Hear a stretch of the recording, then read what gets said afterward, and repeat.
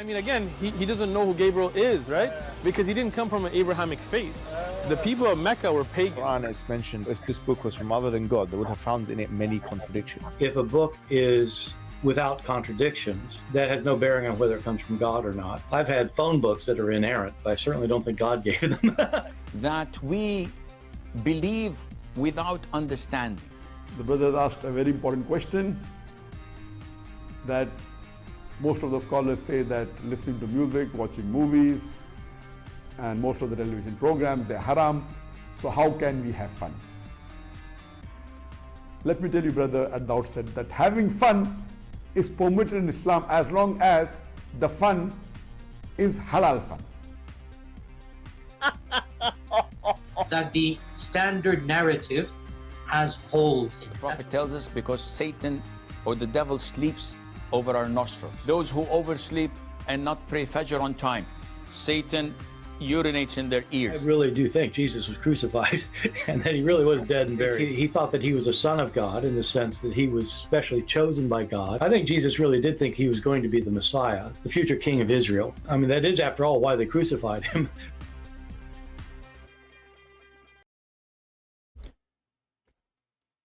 Hello everyone, and peace of Christ all of you. I hope my voice coming good and clear.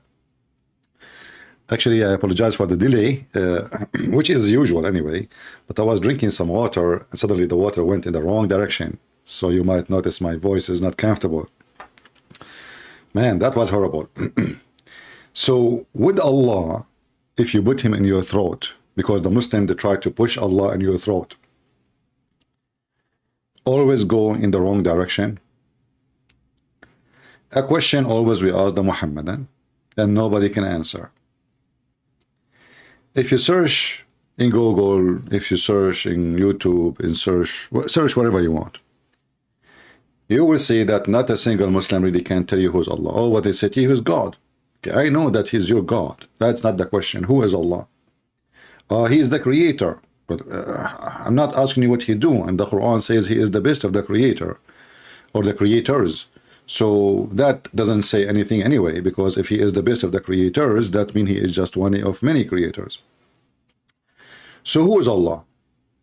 So I searched for a video and I found Mufti Menk, and I think Mufti Menk, he can help us to tell us who is Allah. Shall we listen? Let us go to Mufti Menk. Not this guy, this guy. Who is Mufti Menk? Mufti Menk, he have this video. I forward the first 3-4 minutes because he is saying nothing but praising Allah, which we do not know, which Muslims do not know.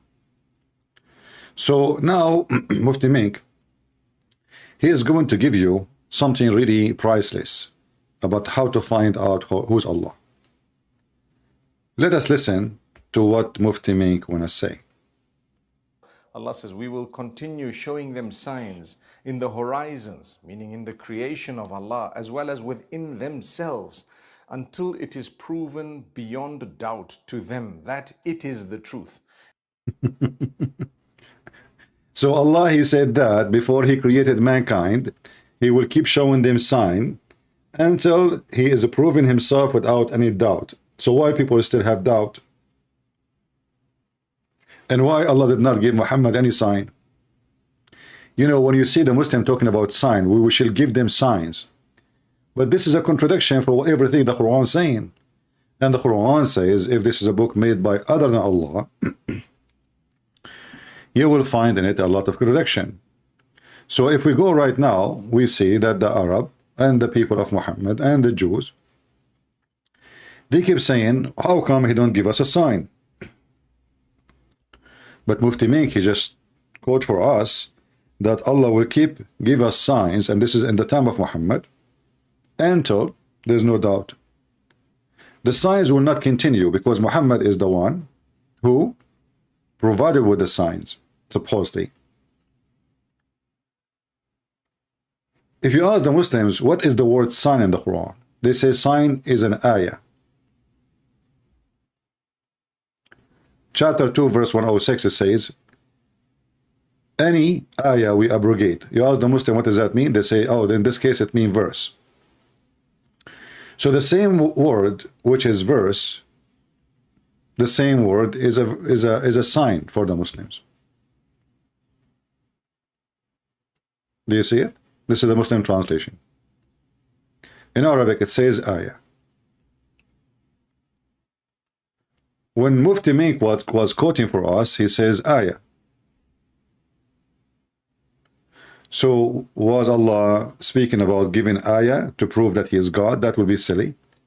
Or Allah is talking about giving signs. Well, Mufti Menk himself, he translated as sign. So we will go with his translation. In chapter 2, verse 118, people asking how come this Allah don't talk to us, or he sent us ayah. Here the word ayah translated as sign. Those who have no knowledge say, why does not Allah speak to us or come to us with sign? But you just heard Mufti Menk saying that Allah will keep giving signs. The Quran is saying that the stupid ones asking for signs, the one who have no knowledge, the one who don't want to believe, the one who they are not Muslims. And then Allah, instead of giving them a sign, he say, you know what, there's people before you, they ask for the same thing. They said, how come Allah did not give us a sign? So instead of he doing a sign, which he keep promising, as we heard Mufti Menk, he is saying, well, people before you, they ask for a sign, and they are the same as you, you know, okay? But we know that, as an example, if we say, who is the one before Muhammad? The Muslim, they say that the first prophet was before Muhammad was Isa, which supposedly is Jesus.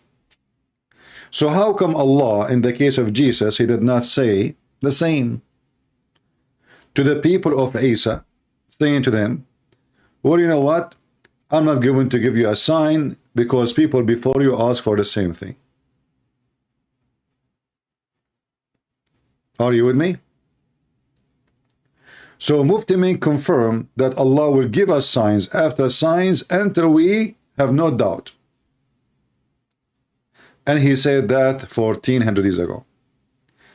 After 1400 years, people are leaving Islam. And they have more doubt than ever before.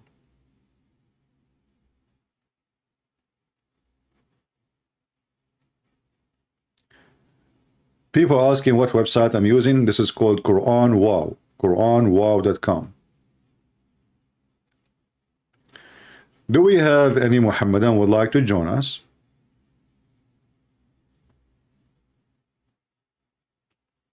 Any Muhammadan would like to join us and tell us who is Allah? My previous experience that none of the Muslims dare to speak about this topic because none of them knows who is Allah. If you watch the whole video of Mufti Menk, you will see he don't tell you who is Allah. Okay, the title of the video is, who is Allah? The answer in the video, Allah will give you signs. And where is the signs? We cannot find them. Is it the sun set in muddy, boiling water?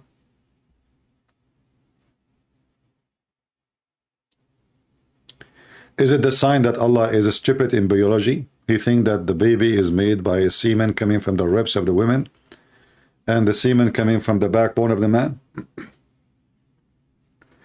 Is it the sign that Allah did not remember which one he created first, the mountains or the stars? Which sign? And according to the books of explanation of the Quran, he want to tell us who is Allah. According to the books of explanation of the Quran, Allah cannot tell us who is Allah. Do you notice the stupidity? He just said Allah will give you signs. Then, according to the explanation of the Quran, so According to Muhammad, even no. According to the explanation of the Quran. So the Quran could not explain itself. Allah could not explain itself. And now there is people who come who try to explain Allah for us. Let us hear what he will say. The term it here is referring to the Quran itself, the revelation.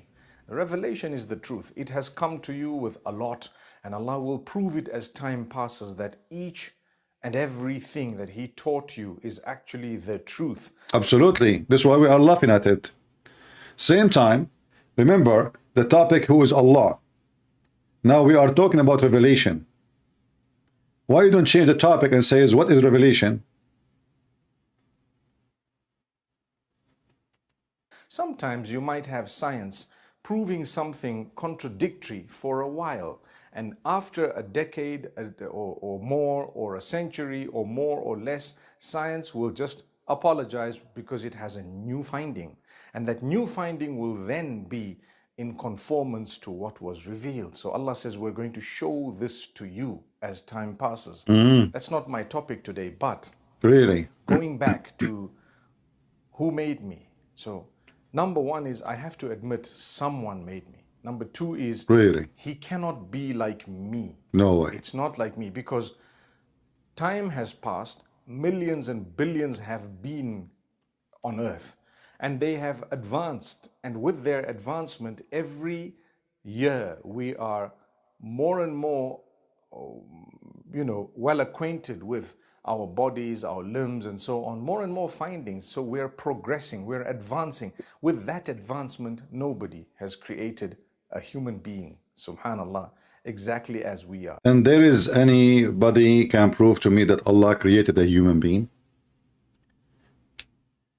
I mean, the Muhammadan, you ask them, what is the proof that Allah is your God? They say to you, the Quran. We say to them, okay, what is the proof that the Quran is from Allah? They say to you, the Quran. What is the proof that Muhammad received Quran from Allah? The Quran. If there is any witnesses, no. Did Muhammad even spoke to Allah? No. Did Muhammad even heard the fart of Allah? No. So what is your proof of everything you are saying? You see, we are a Christian. We believe in the Creator. We are not atheists. So all this talk is rubbish. Who is Allah? Until now, they cannot tell us. Okay, I know somebody created me. What does this have to do with Allah? Can you prove to us? I mean, let us say for the sake of argument, Allah is the one who created you. Still, they do not tell me who's Allah. We have Mr. Walid. He tried to join us last time I was live, and I think he could not make it, but now he can. Let us see.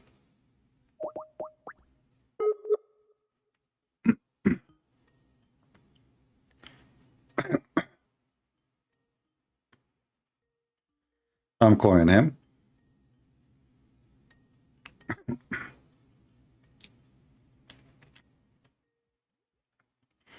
Let us hope he will answer.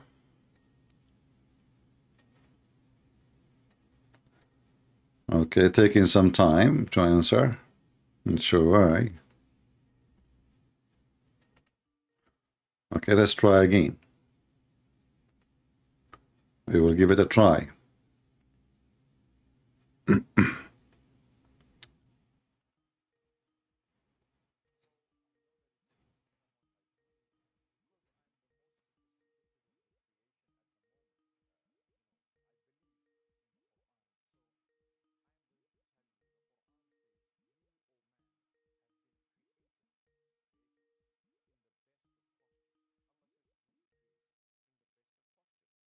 Hello? I'm fine, Mr. Walid. How are you? I'm doing all right, man. If you afford me the time, I would like to say 3 things. Yeah, do you know the name of our topic today? Oh, yeah, I do. I saw the topic. Do you like to share with us, tell us who is Allah? And maybe later, after you finish, you can tell us whatever you want to say. Well, see, the thing is, I used to be a Muslim and I converted to Christianity. Oh, you aren't a Muslim. Okay, because I see your name sound like a Muslim. All right. Yeah. Well, what happened is when back in 1997, when I converted to Islam, I converted through a group. I'm not sure if you're aware of them. I think they're from Malaysia. It's a special branch of Islam. It's called Naqshbandi. Mm-hmm. Yeah. I don't know if you ever Yeah, heard of I them. know Naqshbandi. So Yeah. yeah, so when I converted, I mean, I can prove it to you. You know, when I used to be a Muslim, you know, like La ilaha illallah Muhammadur Rasulullah, Mm-hmm.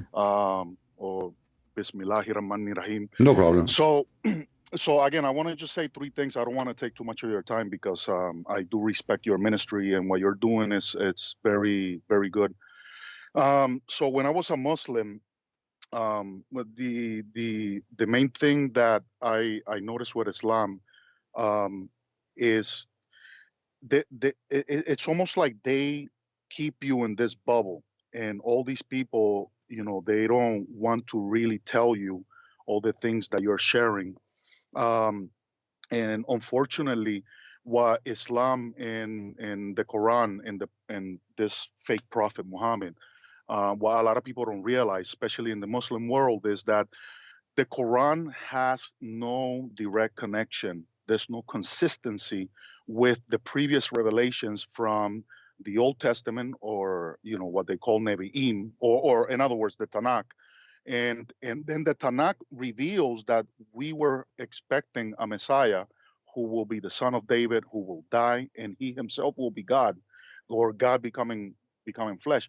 So when 600 years later, after Christianity comes, this weird religion comes into the scene. And the unfortunate thing is that this religion had no connection to the previous revelations.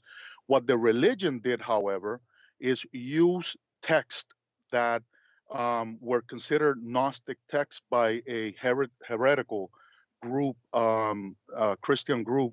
And we can see evidence of that in the Quran with with Jesus creating the birds.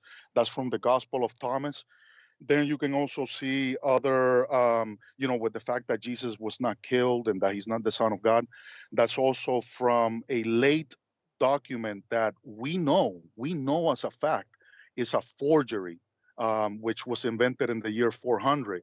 So it seems like Muhammad, who didn't have no scholarly knowledge, grabbed all these texts. He somehow thought that this was part of the Christian world, and he inserted it in the Quran. And as a result of that, now there's millions of people who are affected by this false knowledge. Now, and thank to God, I was able to become free from that, and I accepted Jesus as Lord and Savior. The second thing that I wanted to say to you, and it's real quick, I want to be very brief.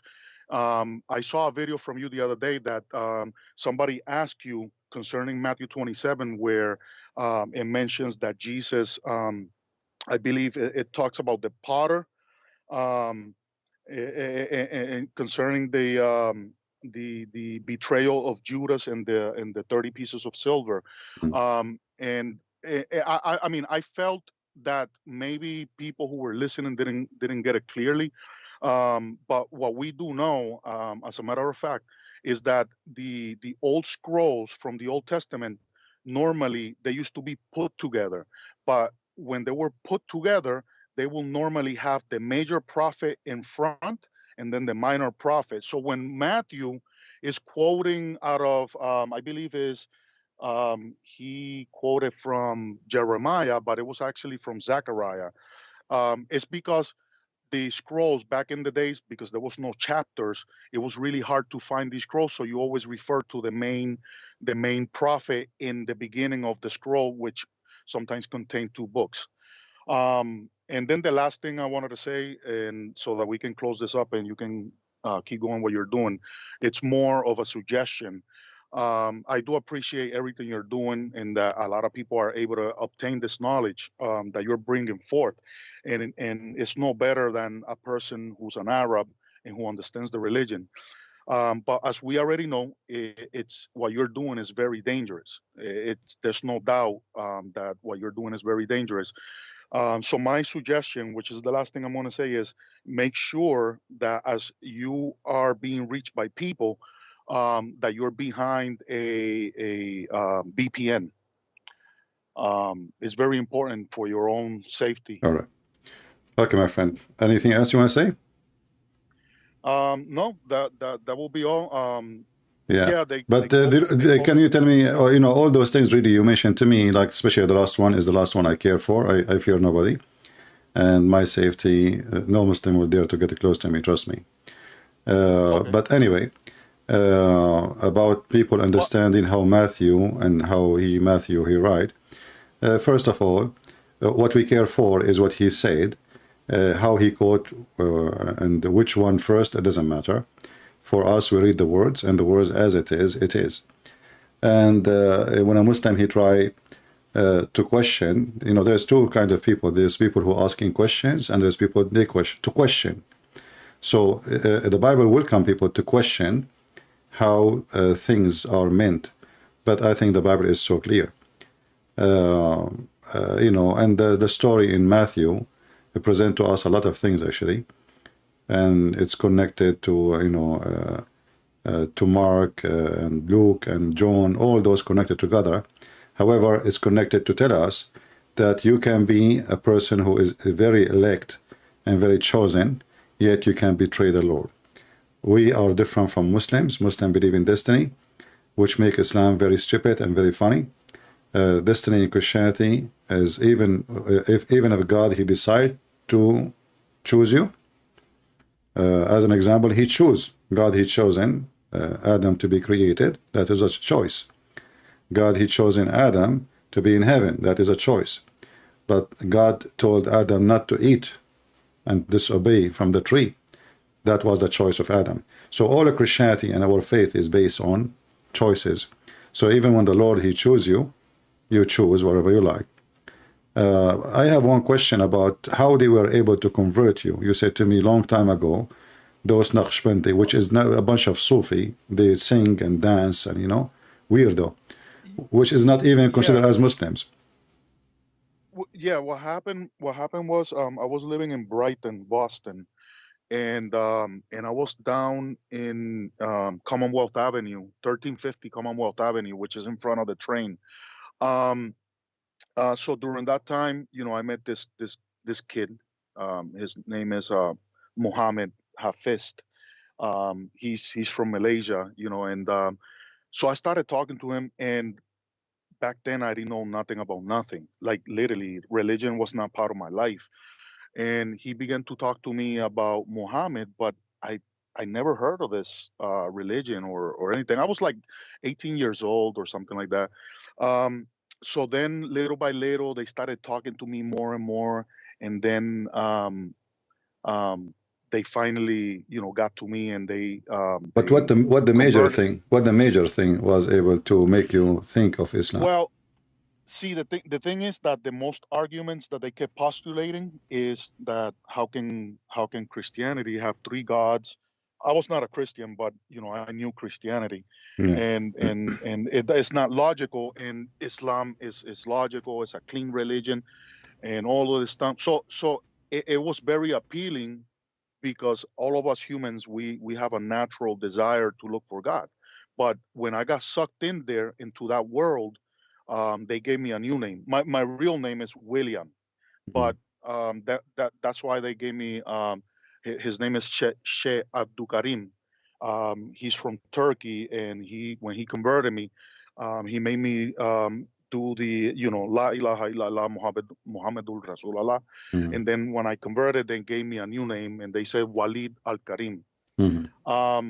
But as time progressed, um, in the same buildings around there, because I used to live around there, there was a white woman who was arguing really, really strangely with another guy. And one of the things that I remember that she said, which kind of like made me question, but I never searched. She said, "Oh, it's such a stupid thing that Allah will make Suleiman go up in heaven, and then he's going to summon the the ant." And I said, "Whoa, that sounds really stupid." is that in the Quran? And after that, I didn't think about it much.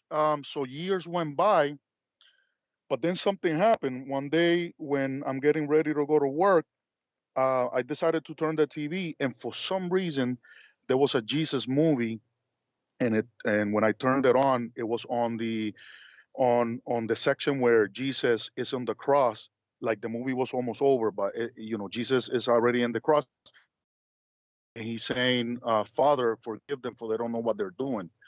When I heard those words, something strange happened to me.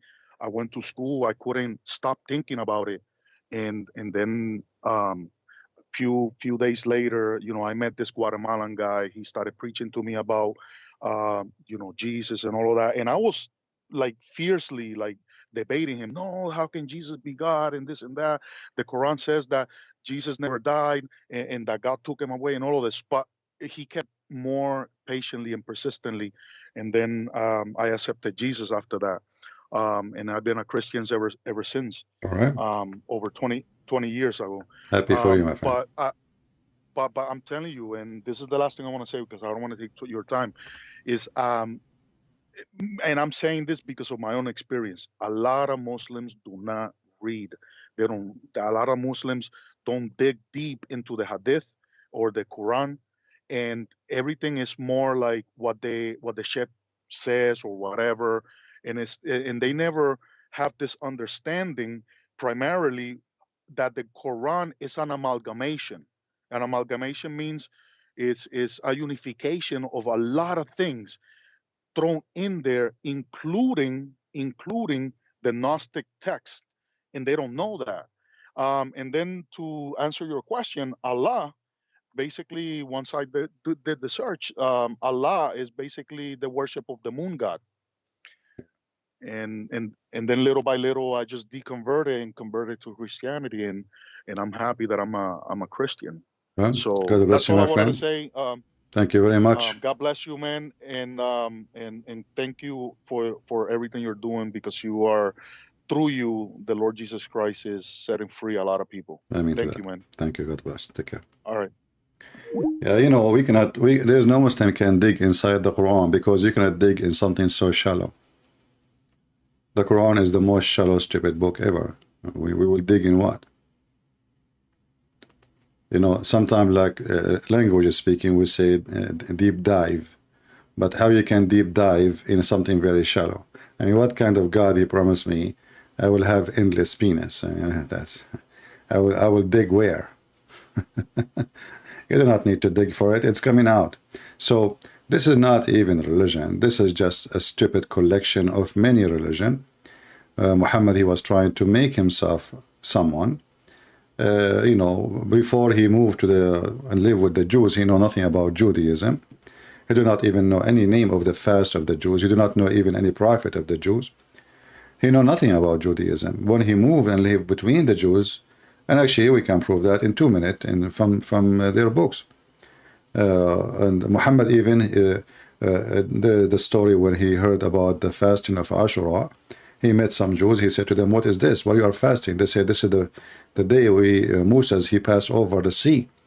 He said, "Okay, well, you know what? As long this is for Moses, this is we are more close to Moses than you." He hijacked the fasting. He ordered a Muslim to fast it. So Muhammad did not even have a fasting in his religion.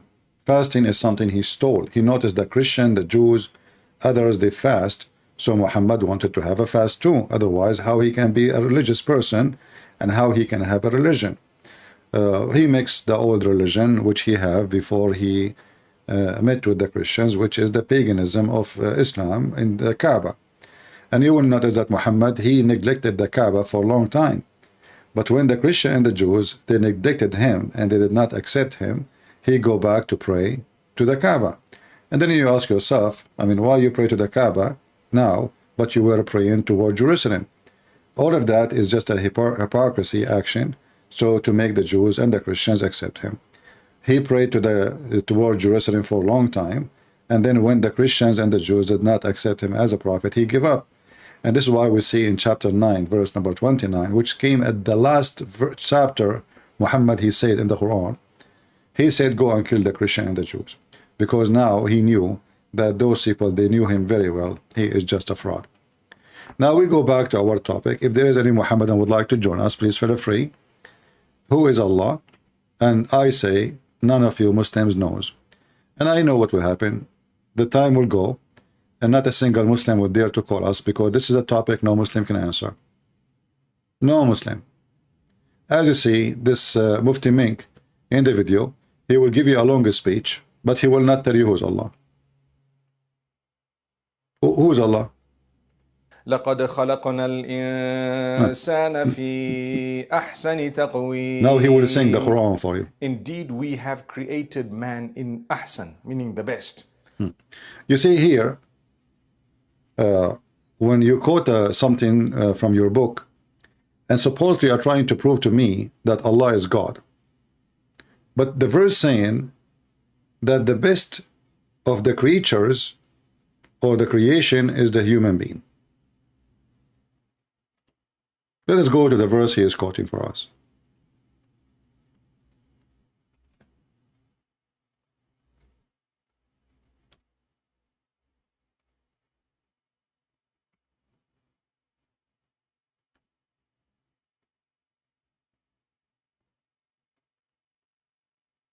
Chapter 95, verse number 4.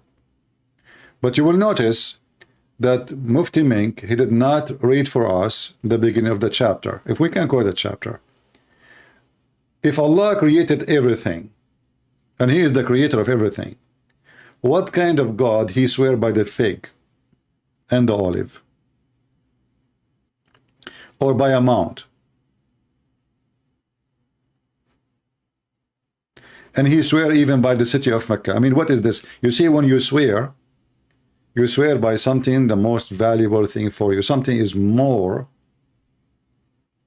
treasure than you yourself. If somebody swear, he swear by God. The Muslim, when they swear by Allah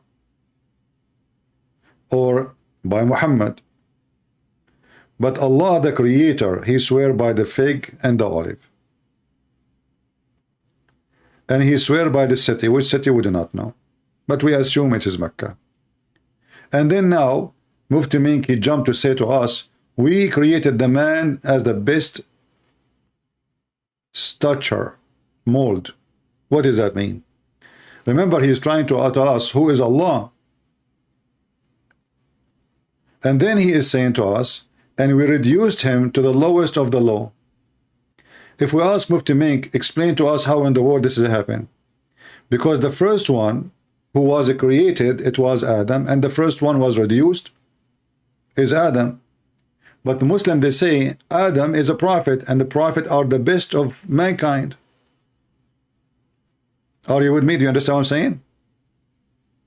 Who is the first one reduced to the lowest of the low? Adam. Adam was in heaven. Adam and Eve, they were kicked out of heaven. Who is the first one who was created? Allah speaking of, supposedly, Adam. And those names, by the way, in the story from the Bible. This is a story from the Bible. And the proof of that, no Muslim knows even what Adam mean. What Adam mean, they do not know. What Noah mean, they do not know. All those names have nothing to do with the Arabic language. Muhammad is a thief. He's a prophet. They do not know what Moses mean, what Abraham mean, what Adam mean, what Noah mean, what Eve mean. They don't know. So you ask any Muslim, is Adam a prophet? They will say yes. Did Allah reduce him to the lowest of the low? They will say no. But if you don't mind to think with me, Allah created only supposedly one man and one woman. The rest are not creation. They are reproduction. Do we agree? We can say metaphorically, I'm created by God. But I am a reproduction of Adam and Eve, if you believe in the story of Adam and Eve. So God created only two humans. He did not even create three, not even four, not even five. Only two. The rest is reproduction. Even the Quran confirmed that, where Allah, he says in the Quran, chapter 25, وَجَعَلْنَاهُ نَسَبًا وَصَهْرًا.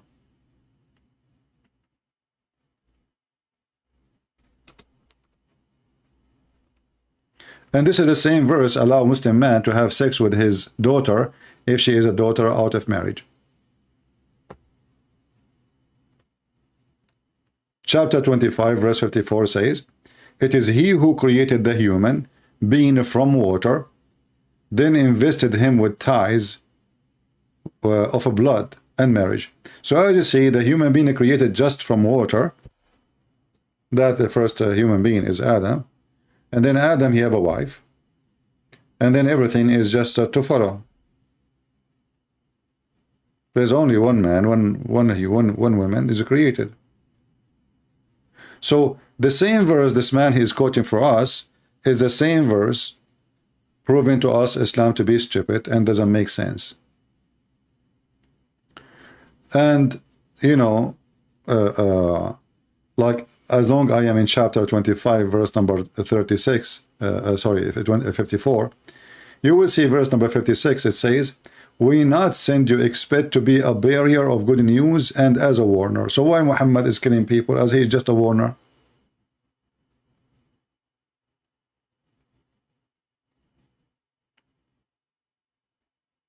In this stage, Muhammad, he don't have an army and he don't claim to be aggressive, so he was being hypocrite.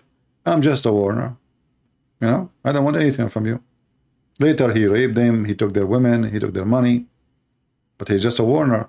This is not a warner do. A warner just he warn. That's what a warner do. The action, even the verse says the action is for Allah. The verse before it says the action is only for Allah.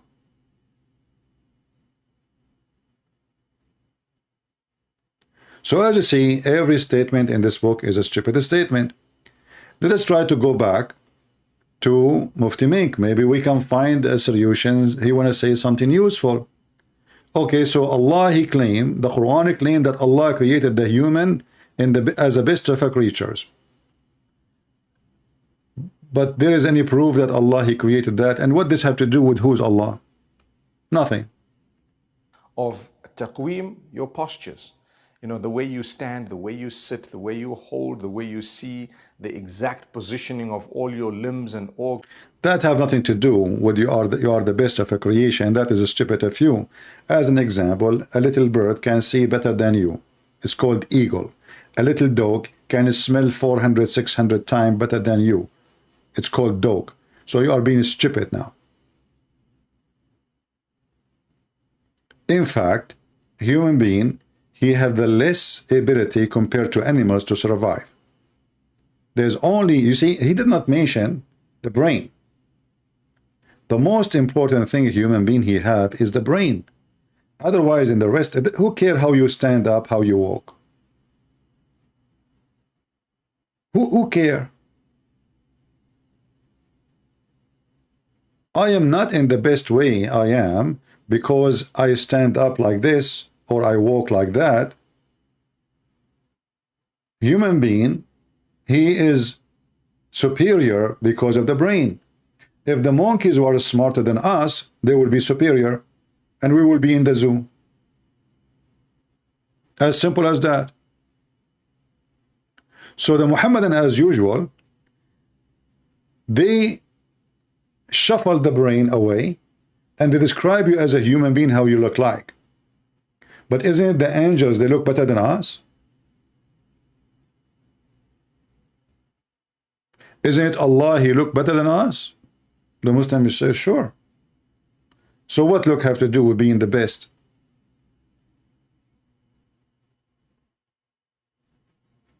Very silly, very stupid. Allah says the best.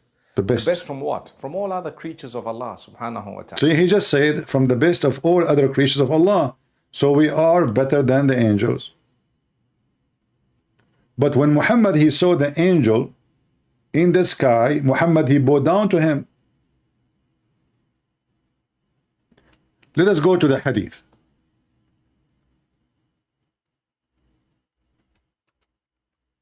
And actually, there's a video of him, the same person, Mufti Menk, saying that.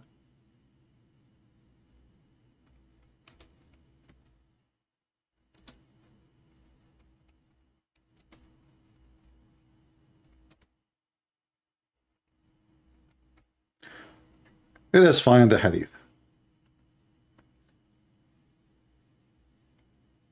Remember, we are the best in the creation.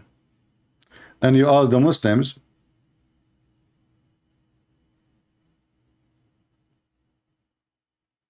who is the best in creation? They will say Muhammad. So why Muhammad is bowing down to the angel? Let us see.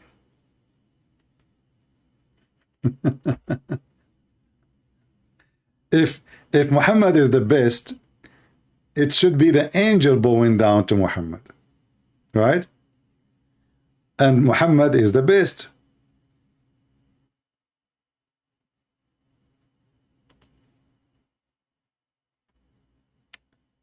Give me a minute, I'm trying to find you the hadith.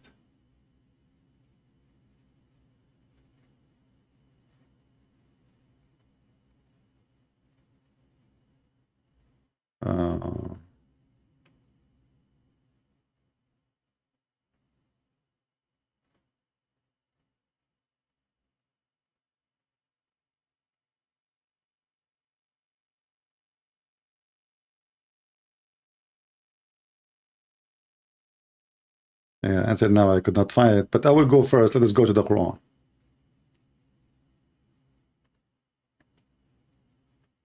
How the Quran speak about Jibreel? Who the Muslim they claim it is Jibreel. Nowhere, by the way, it says he is Jibreel. But the Muslim they say he is Jibreel. Remember, the Quran says if this is book made by other than Allah, you will find in it a lot of contradiction.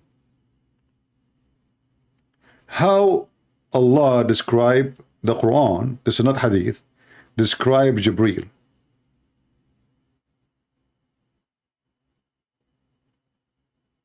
As you see in front of you, if this is Jibreel,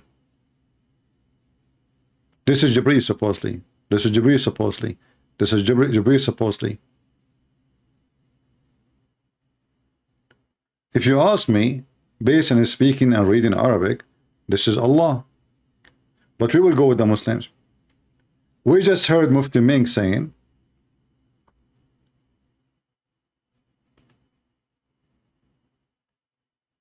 that the best creation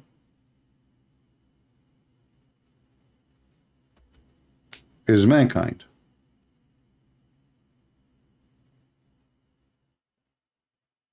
If there is any mankind, he is with such description.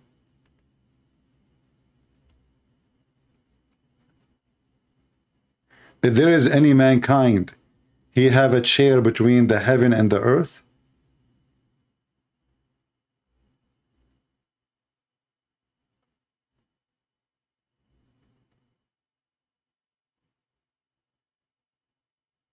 Any Muslim can tell me?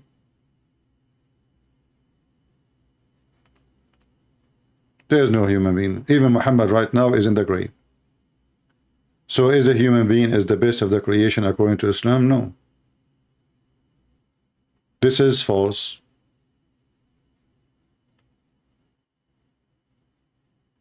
This is absolutely false.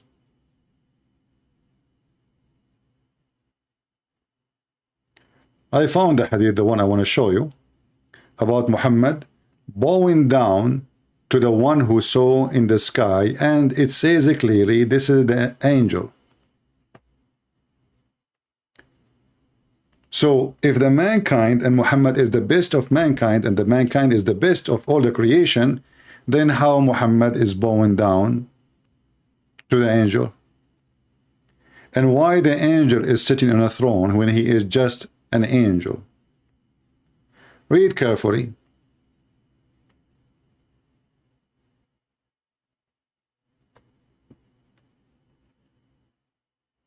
I'm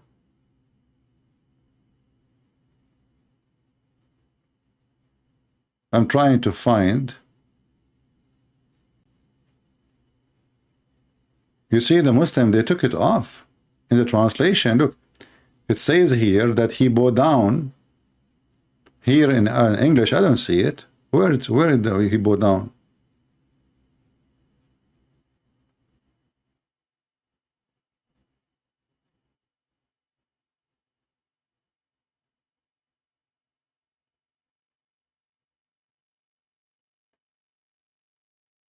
Let us see other.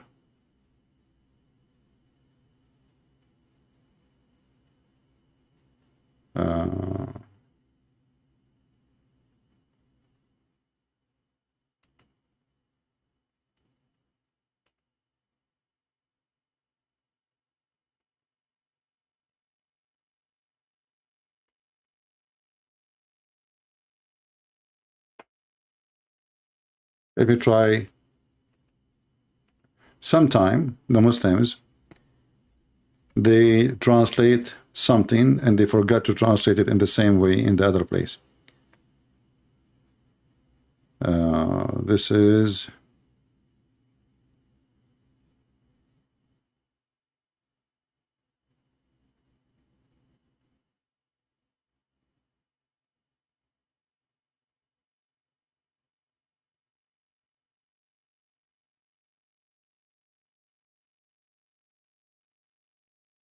I'm just trying to find, maybe we can find something else.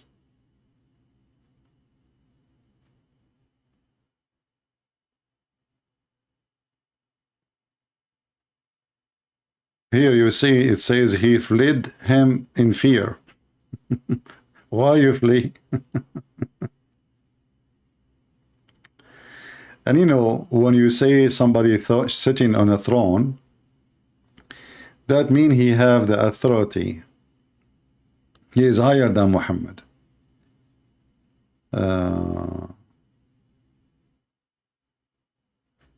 Let me go to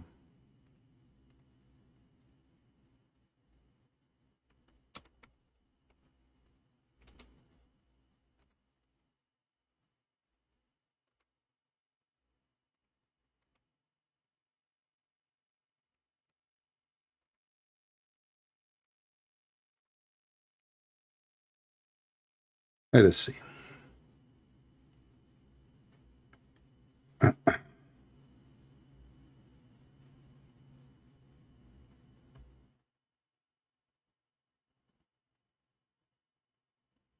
And remember, Jibreel, he is the same person who come as his boyfriend, Dahya al-Kalbi.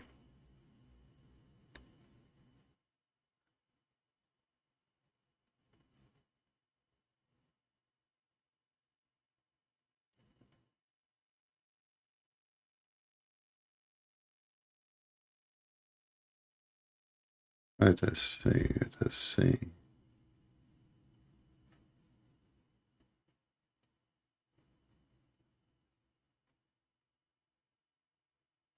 Yeah, I will try to find this story. Until now, I cannot find it in English. And actually, I saw it in video too. Maybe I can find the video. I think maybe it was the video of Mufti Menk. Let us see what happened.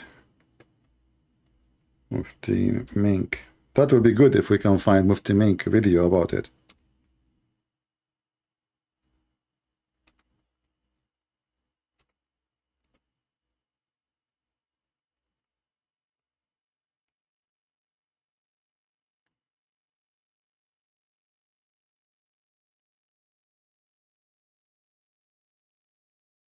Where?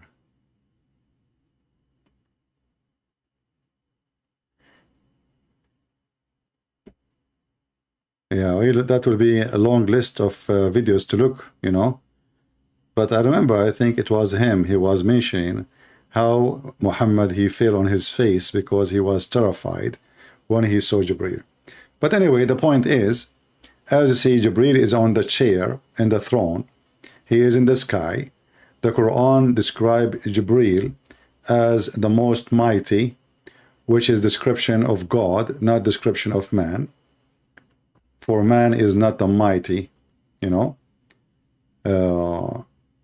The translation here says the one with the great power. The one with the great power. Who is the one with the great power? You see, when you say the one, that means there's no two. When you say the one, that means there's only one. Do we agree? Change the translator.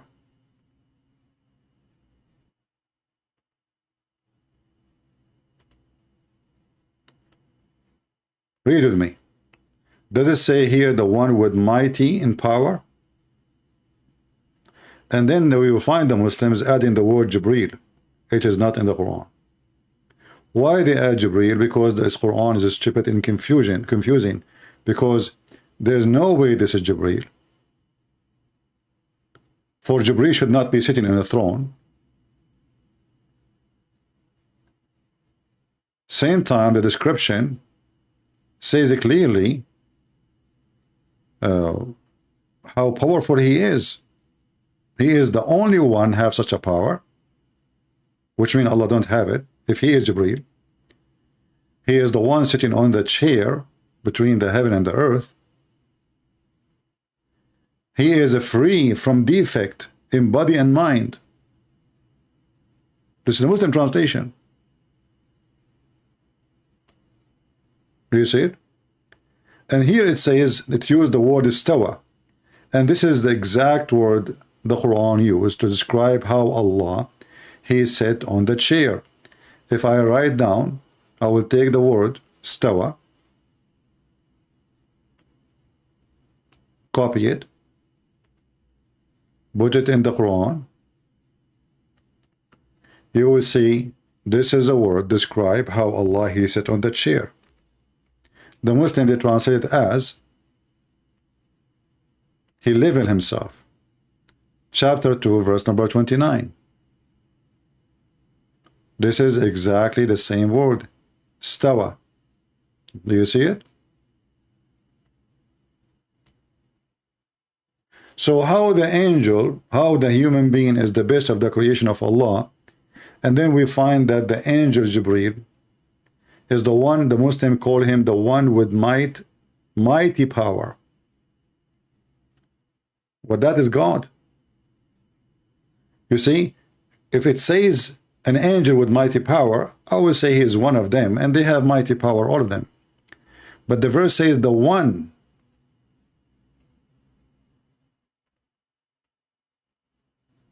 You see the word one? One mighty in power.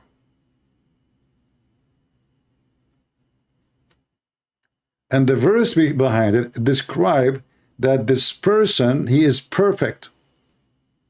He perfect in the way he look like, the the appearance, created the mind, the thinking. He's perfect.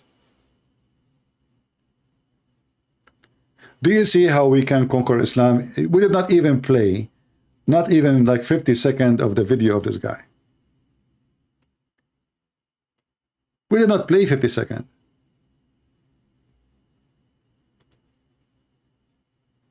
Everything they say is stupid. In one hand, they say that Allah is the mighty in power. Who is the only one in mighty in power? Allah. And then we find that this verse is about Jibreel. Solve it now. Who is the best of the creation of Allah? They say Adam, human. And now we find that no, because no human is perfect in mind, perfect in creation, and he is perfect in power. No human. Let us continue.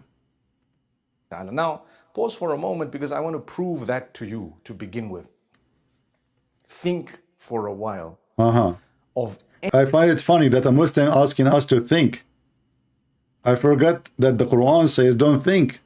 Any limb or organ of yours, do you think it could be in another place besides where exactly it is Take a look at your 5 fingers.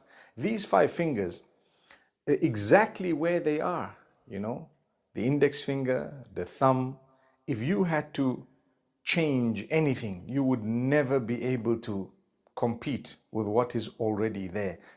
See, guys, the video is about who is Allah. The video is who is Allah. The guy is talking about thinking. So now we decide to become serious. And now he's telling us about fingers. Look at your fingers. Can you change them? You put them. This is not even good for teenage. I mean, this is stupid. What does this have to do with telling me who is Allah?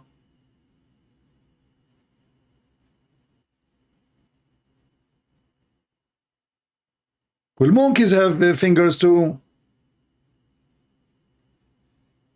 Most of the creatures, actually, there's a lot of creatures, they have fingers.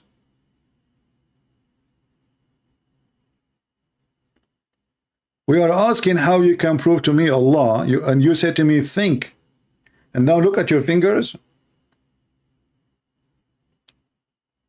Take a look at your eyes. Where do you want to put them? Your ears. Put them in your ass. Where do you want to put them? I mean, this guy is trying to prove to us who is Allah. Look at your eyes. Where do you want to put them? Well, I want to tell you bad news. Isn't it better if we have 4 eyes, 2 in the back and 2 in the front, so we can see everything around us? Isn't it better if we have 4 eyes, 1 in the left, 1 in the front, 1 in the back, 1 in the right? What this guy is talking about? Look at your eyes. Where do you want to put them? This is how he proved to us who is Allah. He's telling us who is Allah. Where do you want to put your eyes?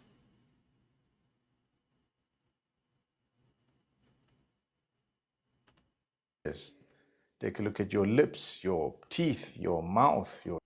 Somebody saying, wasn't that Francis Taber is a Christian? No, my friend, he's a Muslim. He gave false papers to give him refugee. He is a coward like your prophet. He claimed to be Christian so he can get refugee papers, but he is from Idlib, he is from Syria, and he is Abdul.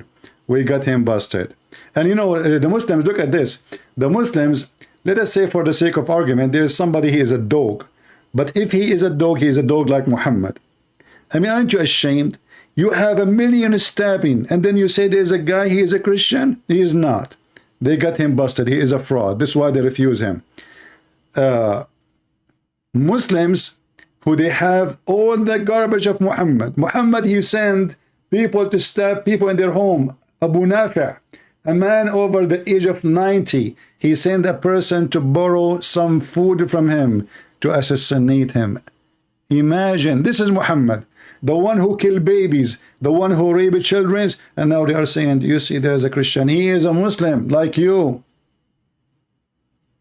Mujahid. He gave himself false name so he can get refugee, and this is why they refuse him. They got him busted. We continue, Abdul Potato. Your tongue, your everything, subhanallah. Where would you like to put it? Allah. Where you would like to put it? Subhanallah. Guys, and now we know who is Allah. Where you like to put your tongue? A Muslim is being serious now. Where you like to put your tongue. And that will prove to us who is Allah. Says we put it in the best possible place for you. Okay, where is the tongue of Allah located?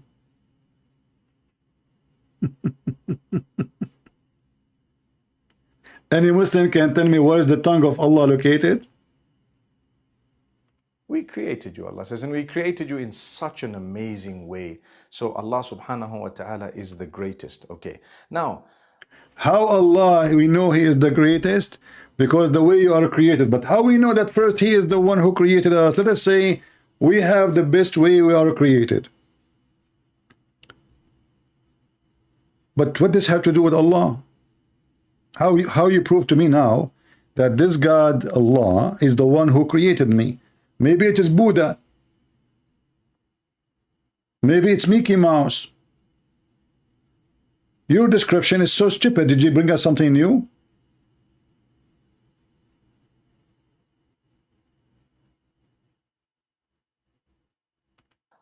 Unfortunately, there are people who don't believe at all. They say, no, no, no, there's no creator, there's no maker, there's nothing happening like this, you know, subhanallah.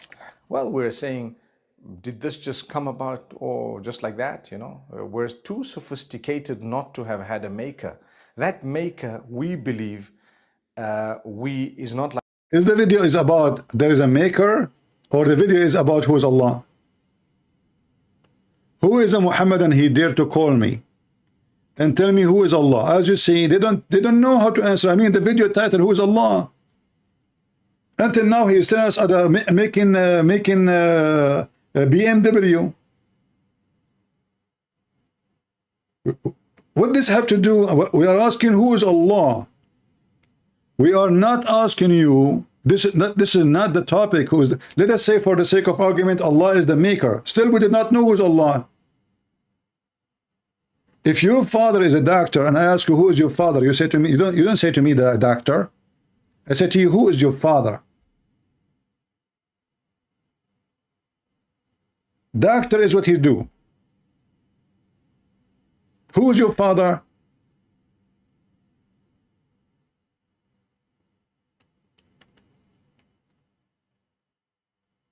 They cannot answer.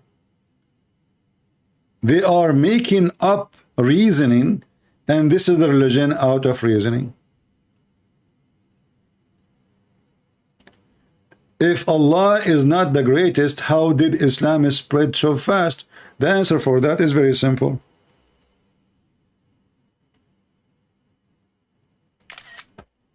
You see, and I like it how Muslims, they give Allah a finger. The only one who gave their God a finger is the Muslims.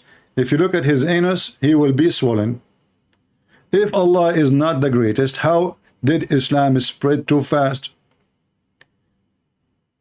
and conquer? You just told me how you're stupid. You just conquer.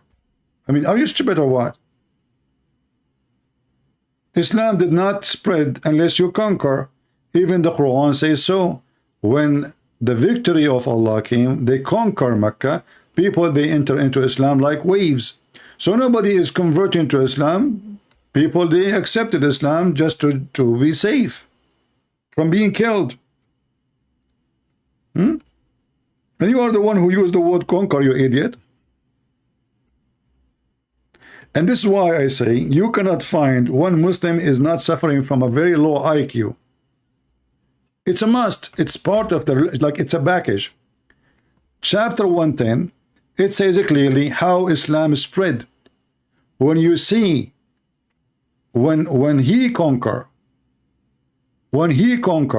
Mecca, people of Mecca enter Islam like waves, by crowds.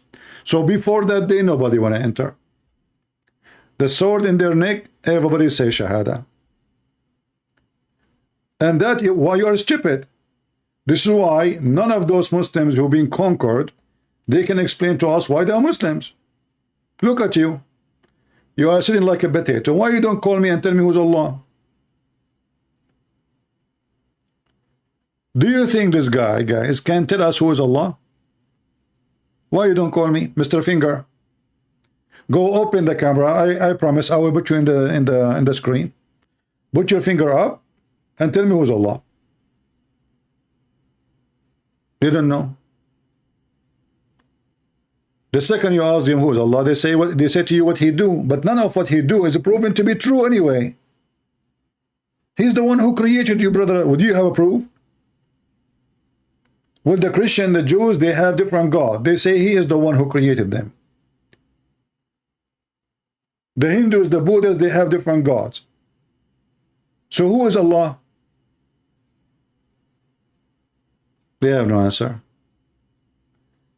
They give you false speeches, silly answers, because they do not know who's their God. For how long right now I am live on air? An hour and 4 minutes. Is that right or more?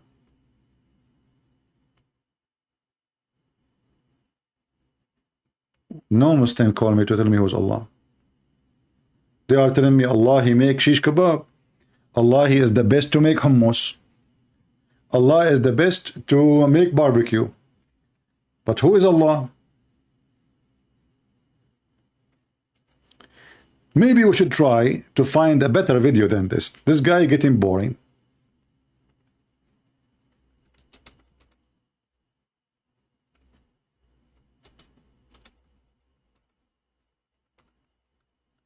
Let me look for my favorite Abdul.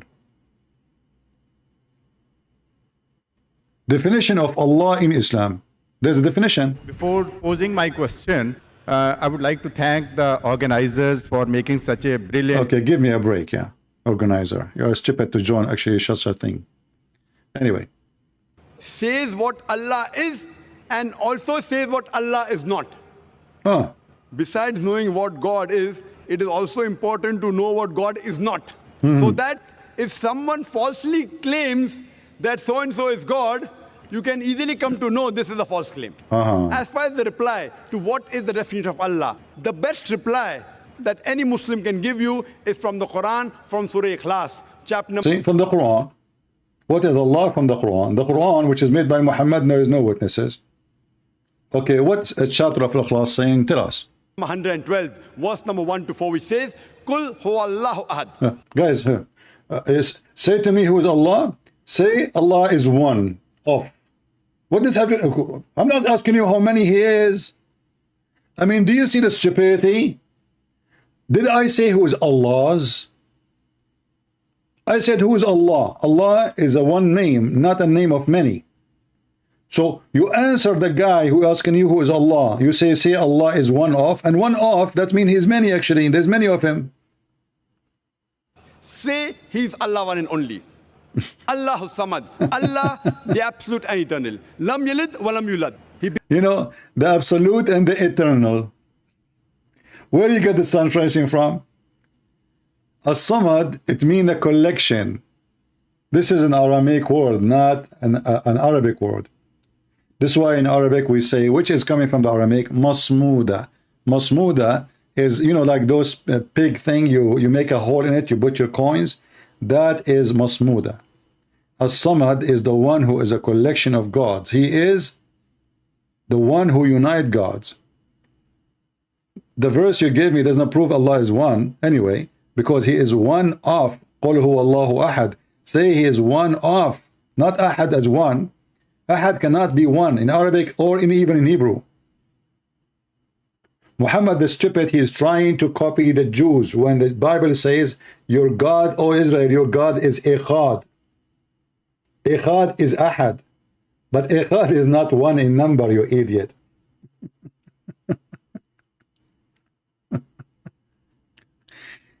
Do we have any Muslim can tell us something useful?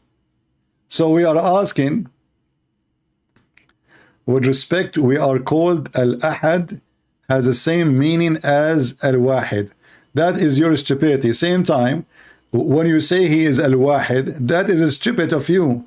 Because if He is one as a person anyway, so why you call Him Al-Wahid? Just to show you how Muslims have a you know, I don't want to keep insulting a human being, but a human being is an insult to himself. Look what you just said. Are you sure you are not paid by Christian Prince? In Arabic, you add, guys, do you remember the guy who said he is an author of books and turned to be he do not speak Arabic? Do you remember him? The potato who called me to promote his books and nobody's buying them, and the guy is writing a book about Arabic language but he don't speak Arabic. And I get him busted. If you remember, the same Abdul, he said when he called me, he said the AL, which means L, the one we see in the beginning here, let us highlight it. L. Let us zoom in more so people will laugh at you more. You see, I'm using your text, not my text. Thank you. Al mean the.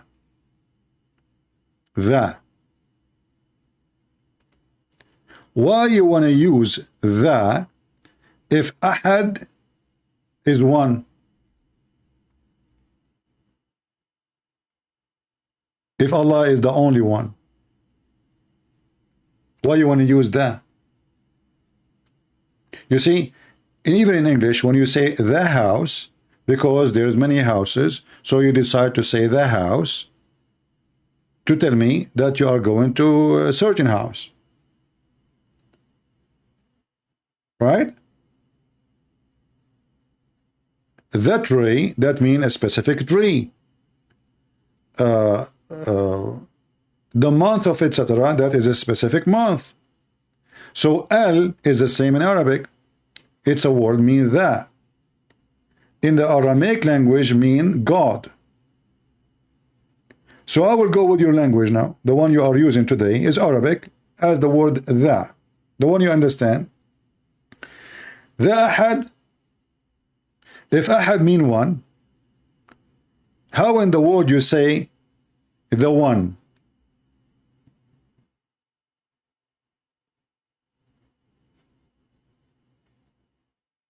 Any Muslim can tell me?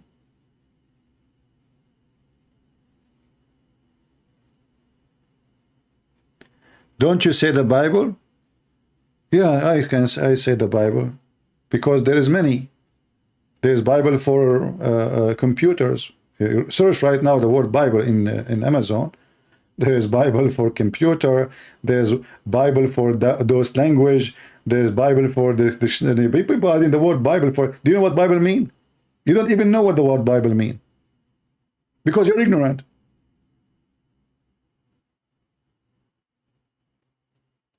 Same time, the Bible is a book.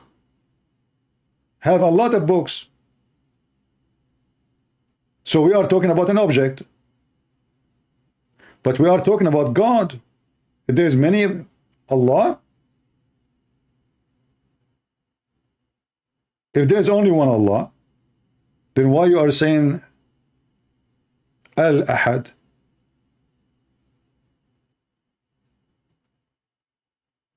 And you said the word Al-Ahad mean Wahid. Okay, what Wahid mean? You will say to me one. Okay, but if he is one, that means he is a number. If he is a number, that means he is one of many numbers, because number is one of many numbers. One, there is after two, and there is a three, and there is four, and there is five. In the Hebrew, it says Echad. Echad is not one as a number. It is one as a unity.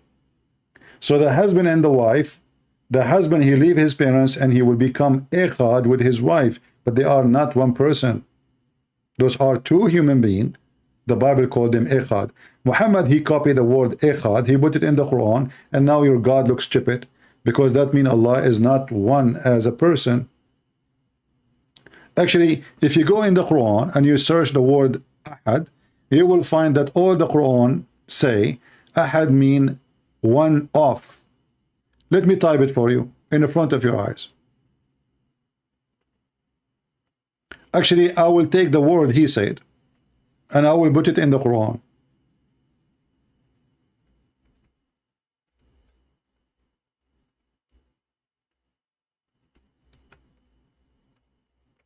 And now you will laugh with me.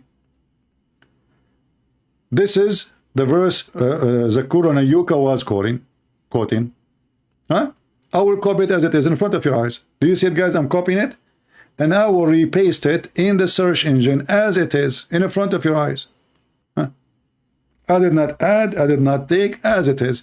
You will see always the word Ahad is coming as one of.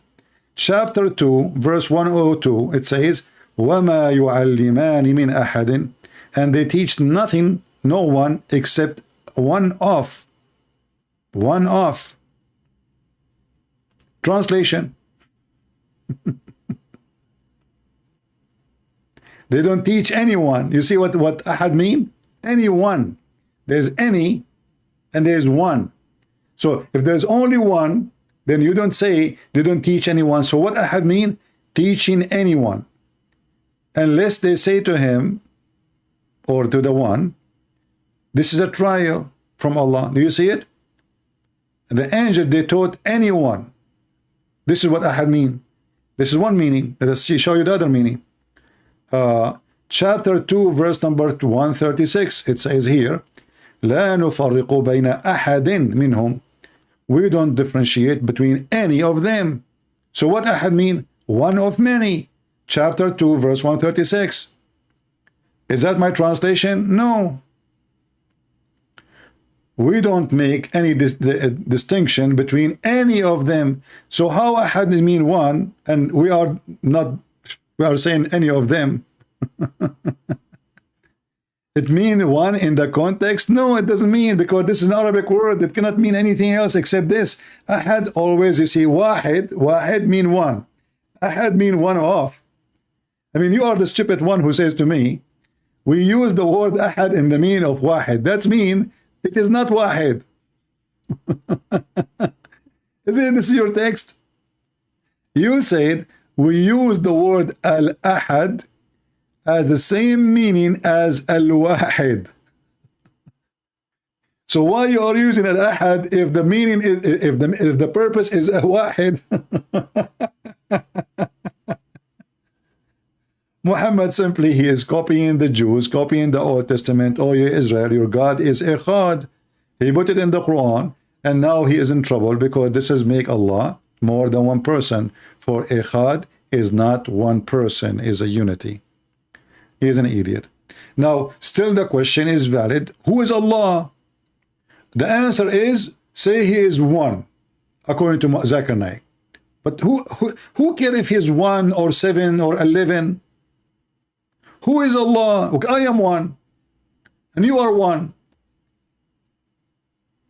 But this did not answer the question, who is Allah? And then Zakir Naik is going to explain to you. Just wait. Begets not, nor is begotten. Walam yakul lahu kufuwan ahad. Who care if he have children or he don't have children? I'm asking you, who's Allah? There is many people. Actually, hold on. Did the angel Jibreel begot and begotten? No. Do you see the stupidity? If Allah is saying to us, he is God because he is begot and begotten not. Well, Jibreel, he begot and begotten not. He's not on any of those. Stupidity. Let's continue. Aren't we Abrahamic? Why are you attacking the... You are not Abrahamic. Guys, those Muslims, they keep lying to us, saying that they are Abrahamic. You forgot what Sheikh Uthman, he said, my friend. Sheikh Uthman, he got you busted. I can play the video for you. This is why I have it in my intro. Muhammad was not Abrahamic. Guys, let us go to Sheikh Uthman, the ketchup boy. Don't tell me now Sheikh Uthman is not a sheikh. You are the one who asked me before to debate him. You forgot? I remember. You said to me, debate him, a Christian prince, Sheikh Uthman. But I mean, again, he doesn't know who Gabriel is, right? Because he didn't come from an Abrahamic faith. Did you hear it? Your prophet do not know who is Gabriel is. Why? Because he did not come from Abrahamic faith. Why? Listen. The people of Mecca were pagan. The people of Mecca are pagan. So he is son of a pagan. All the people of Mecca are pagan. And Muhammad had nothing to do with Abraham. And he did not come from Abrahamic faith, which means Muhammad is not from Ishmael, as the Muslim they lie and they claim. So the Muslim, they are a bunch of liars when they speak about their prophet. He make mistakes. So you put Muslims, okay, can you name for me one Muslim who don't make mistakes? Poo-poo, your prophet. Why you don't call me? Guys, Sheikh Uthman make mistakes. Sheikh Uthman trying to convert a Christian to Islam by making mistakes, not lying. He's making mistake.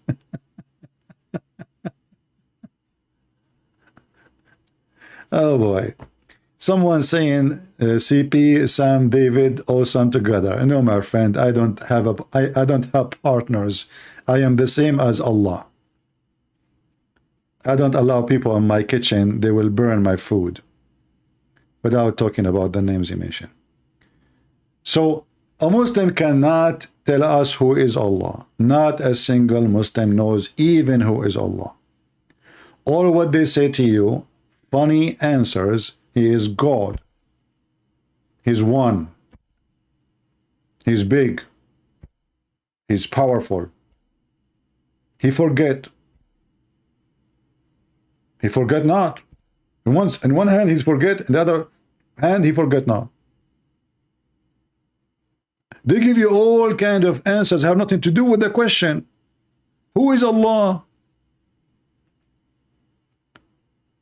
I know by choosing this topic, no Muslim will dare to call me because we chose this topic before and not a single one dare to call us to tell us who is Allah.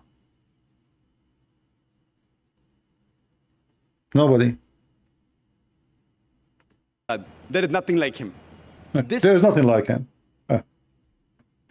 Solution. This is what the Old Testament says, nothing like God. But that doesn't tell us who is God. There's nothing like me. There's nothing like my finger. Even science proved that everybody have his own fingerprint. Does that mean my finger is God? I'm asking you who is Allah. You say to me nothing like Allah.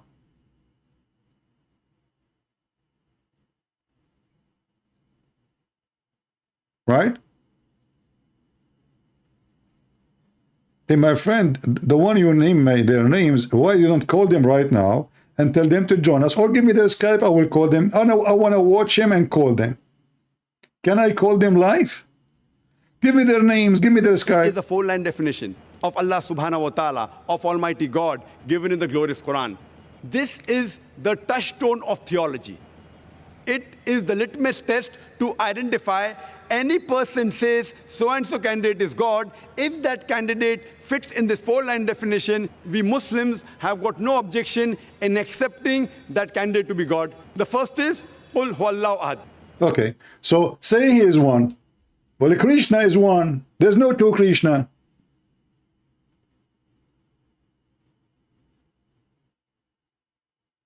The Father is one, the Son is one, the Holy Spirit. There's no two Holy Spirit.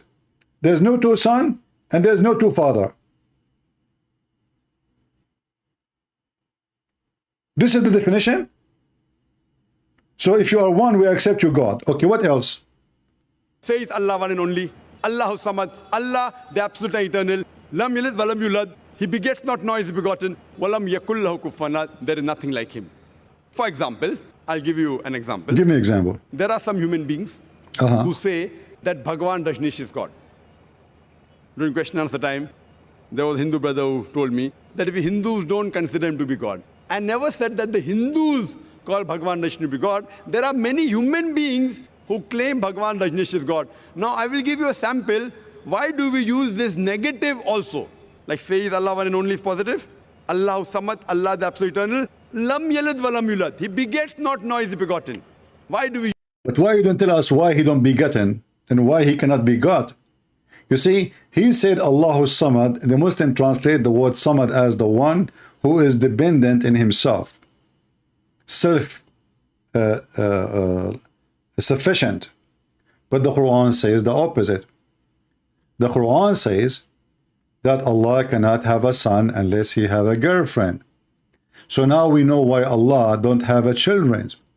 Not because Allah, he can have a children. No, he cannot. He need a girlfriend. So how the Muslim they say, if you have such a definition of you that you are self-sufficient, you are God. But your God cannot have a son without a girlfriend. My God, he can have a son and he don't have a girlfriend. No Christian believed that Mary, she was the wife of God. All the Christian, even you Muhammadan, believe that Mary, she was a virgin. So how the originator of the heaven and the earth, he can be the originator of the heaven and the earth, yet he cannot originate a son unless he have a girlfriend.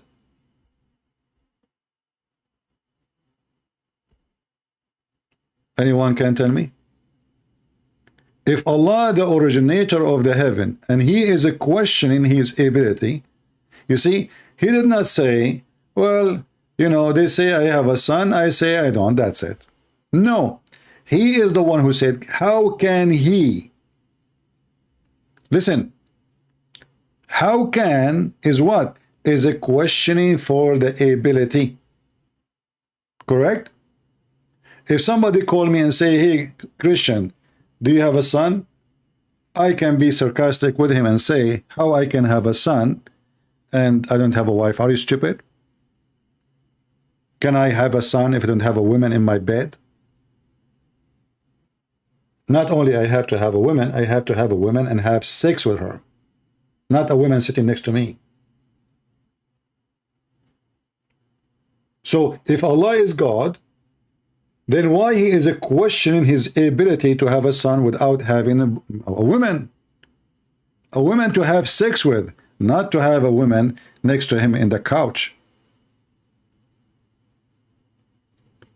How he can be the one who created everything, yet he cannot create a son, and yet he need a wife to create a son.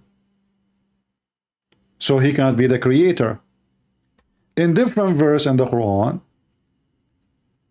Muhammad, he said, because he claimed that's Allah, but this we know that Muhammad is fabricating things.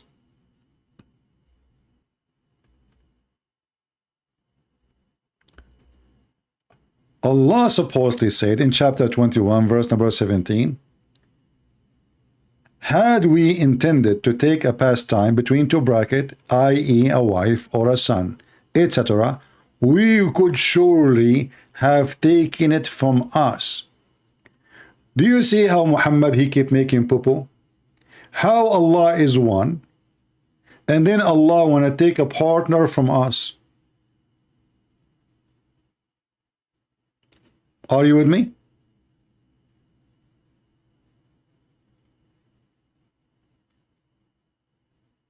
How Allah is God and he is not a man, and now he is talking about taking a wife.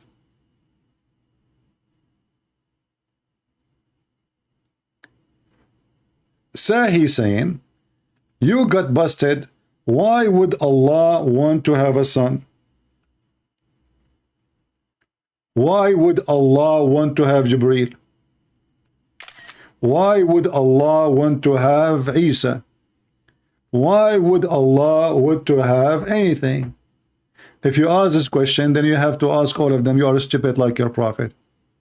Why would Allah have a shin? Why would Allah have 5 fingers? Why Allah have a mouth? Can't he speak from his anus? I mean, do we need to have two opening? Just one. As long as he don't do poo-poo. Why he have 2 hands? Why he have 5 fingers? Why he have a shin? I thought you don't need anything. Those are physical objects, and we need them so we can do things with them. So your God, he cannot do things unless he have hands. Isn't it the stupid Quran says that Allah created Adam by his 2 hands? Allah could not create Adam by his nose or his mouth or his tail. Allah, he created Adam by his 2 hands. Prove me wrong.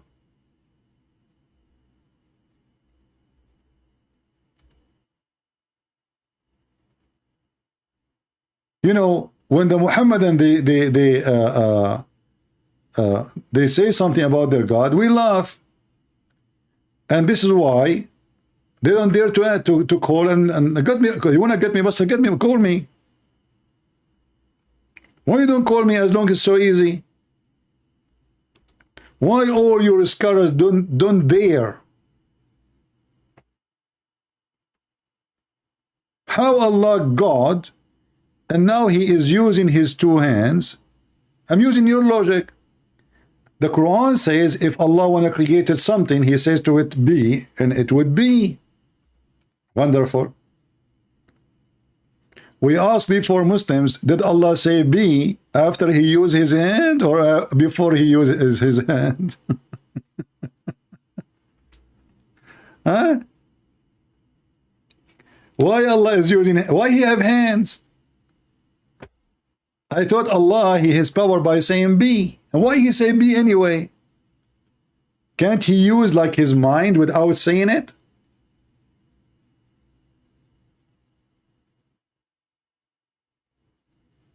Yeah, exactly. The lion, according to Muhammad, the lion, he sneezed, and a cat came from his mouth so she can chase the mice in the ship of Noah. Muhammad is talking. Any Muslim can answer us?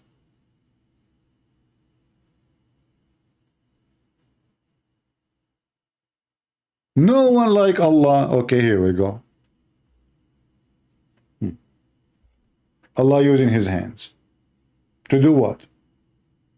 To create. Well, isn't it Jesus, according to the Quran? He made the mud, and then he breathed into the mud, and then he created a bird.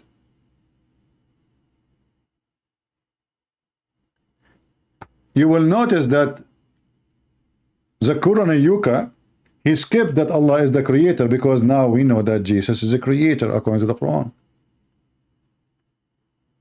The second you ask the Muslim a serious question, the same second they get silly and stupid and they avoid the question.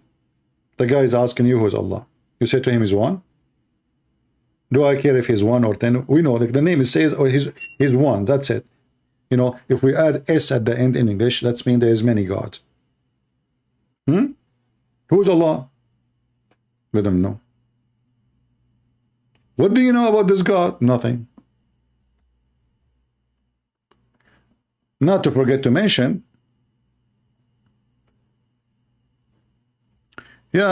Mohan is asking, why Allah use his hand? Don't he have his mind? No, Allah don't have a mind. If you say actually that to Muslim, they will kill you.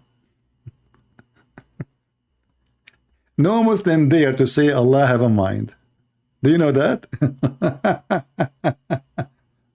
Ask them, hey Muslims, anyone support the idea that Allah have a mind?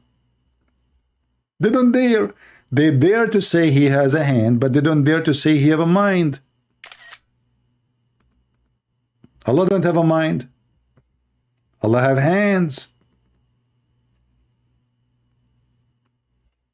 Any Muslim can help this gentleman here. Do Allah have a mind? He don't.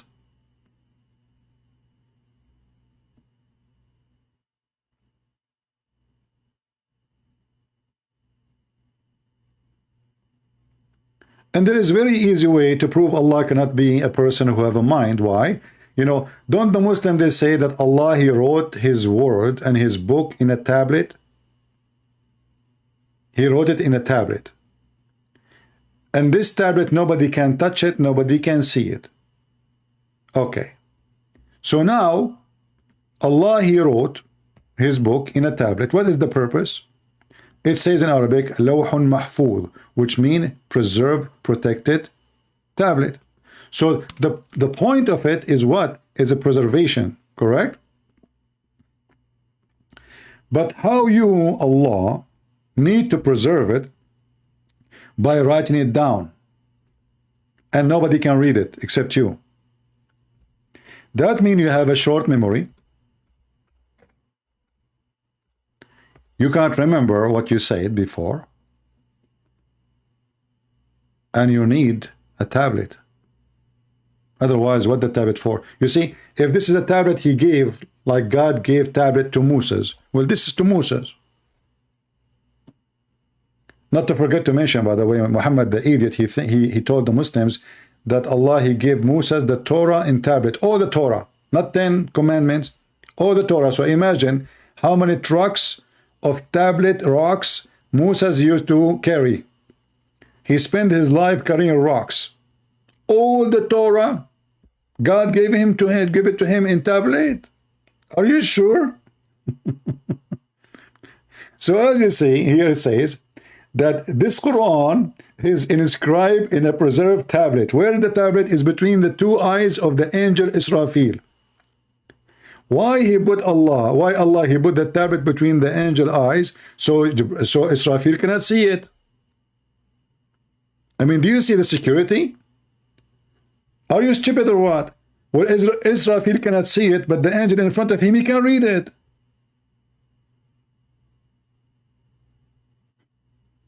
Are you with me, guys? I mean, do you see the stupidity? If I put The tablet between the eyes of the angel Israfil. Wonderful. Now Israfil cannot see it. Wonderful. But the guy, the angel in front of him, he can read it. So what kind of a security the security is?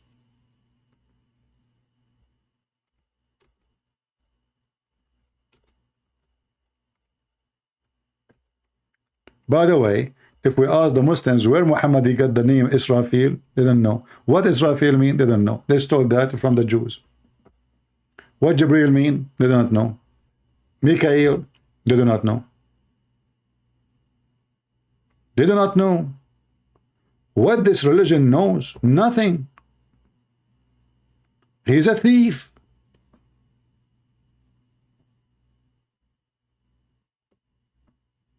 Until now, zero Muslim tried to contact me. The only one we have him contacted me is somebody. He left Islam.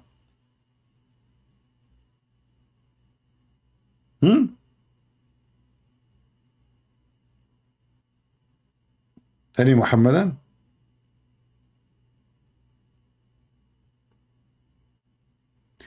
Let's go to Ibn Kathir and read the interpretation for this verse, shall we? So we love together.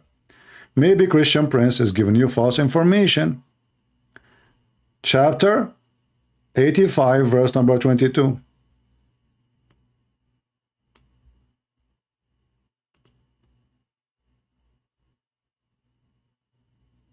All right.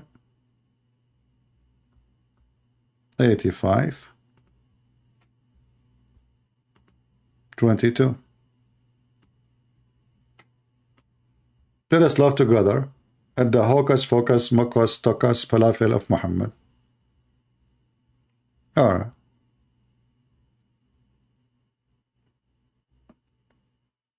Look at this. They took it off.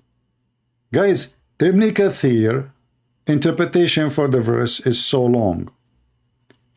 They took it off. There's nothing here about Israfil. Nothing. Nothing about Allah. He put it between his eyes. I don't see it.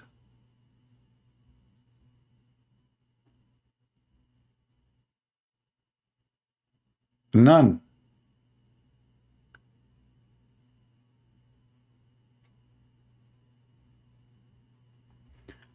Let us go to Ibn Kathir in Arabic then.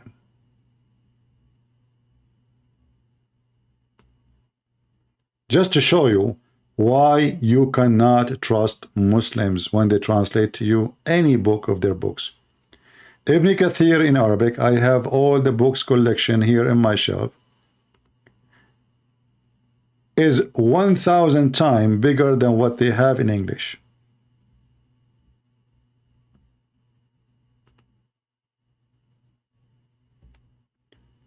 This is the official government website of the Kingdom of Saudi Arabia.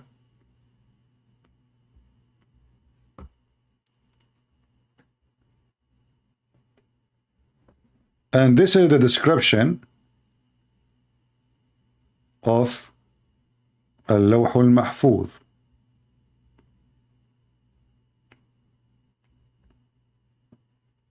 Page number 1. It says here, let us see.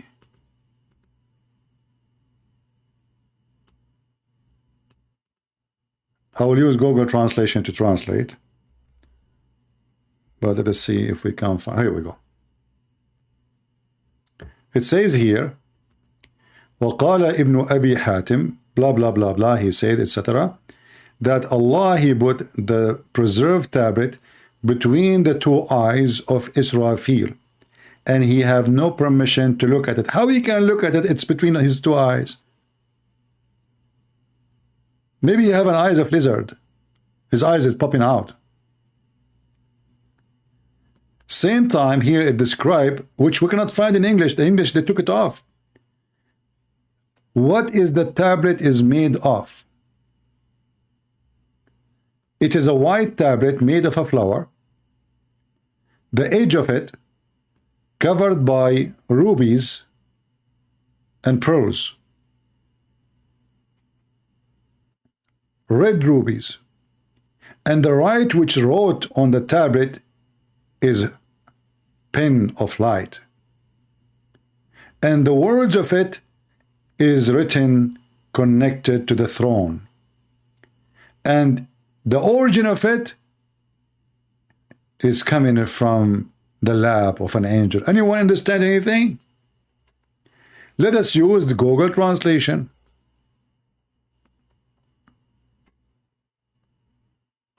And here you need to ask yourself, how come this is not in the English translation of Ibn Kathir? Here we go.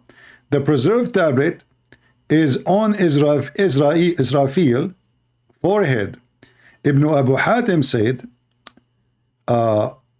my father told us from, okay? So Allah, the preserved tablet, he sent down whatever he was. Oh, where is the eyes? I want to see the eyes.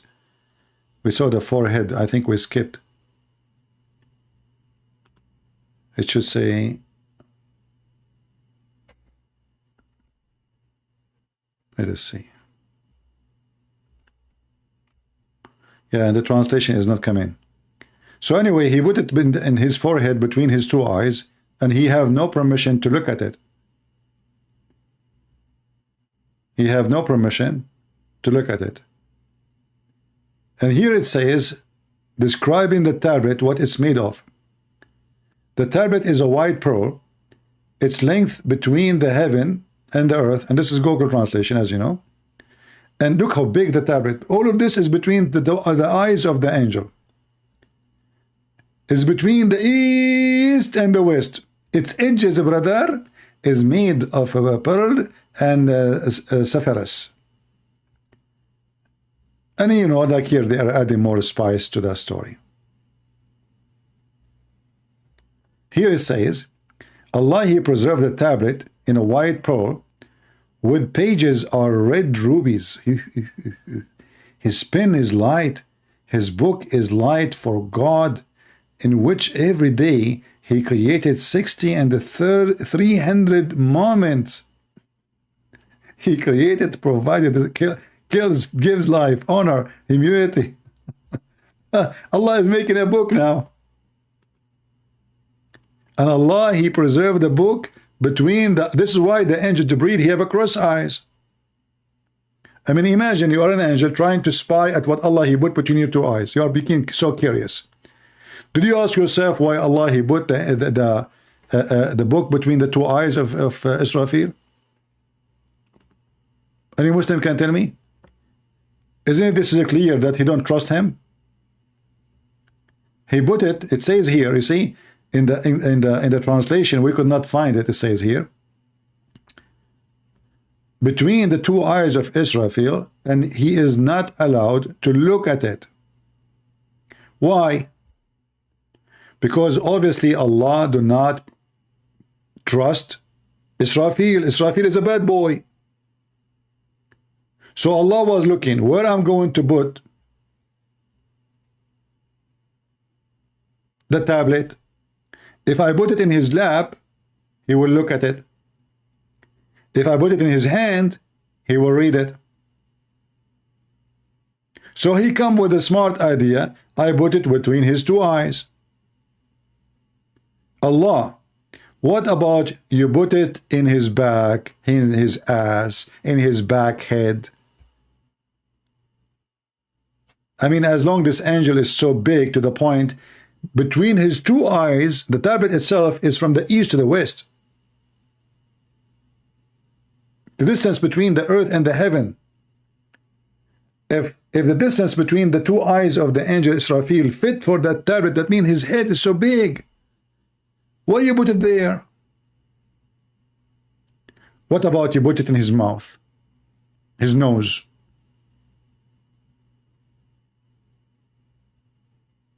Exactly, Tim. I like that. Hold on.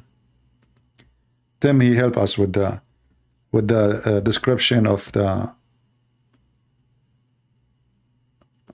Where is the tablet now? This is the tablet.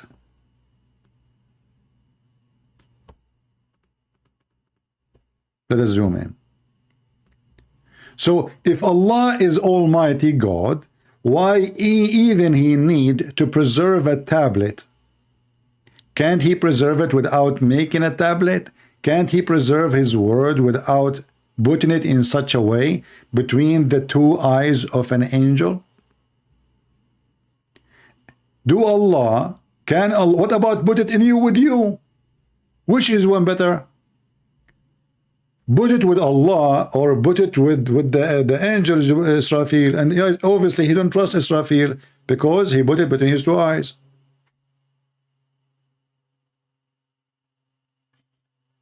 Some days I feel like that picture. I wonder how your wife she think about you then. Oh, I get it. I think you feel like this when your wife she show you the bill of the credit card at the end of the month of shopping. Yeah. Do we have any Muhammadan? And what is the question? Who is Allah? What does this have to do with who is Allah?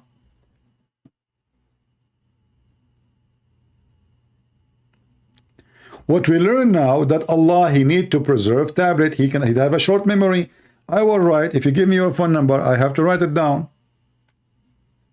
I cannot remember all numbers. You don't remember even your own credit card. You remember maybe your number, maybe your mother number, maybe somebody you call, and even these days because people they use the phone memory. Nobody remember the number of anyone.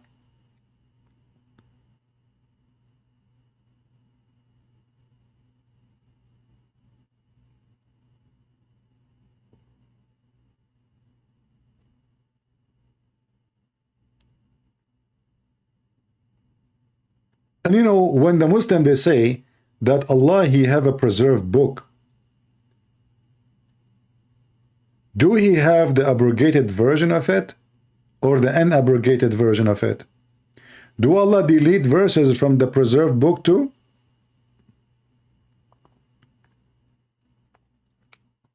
There is other way to prove that Allah is God.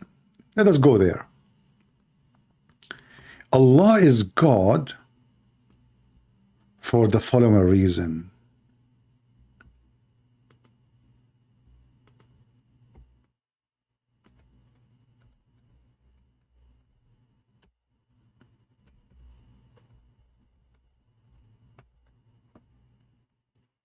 When I was a kid, I liked to watch cartoon. And cartoon have ifrit. Anyone knows what ifrit? Who of you do not know what is ifrit? What is the Muslim boy? Can you tell the audience what is ifrit?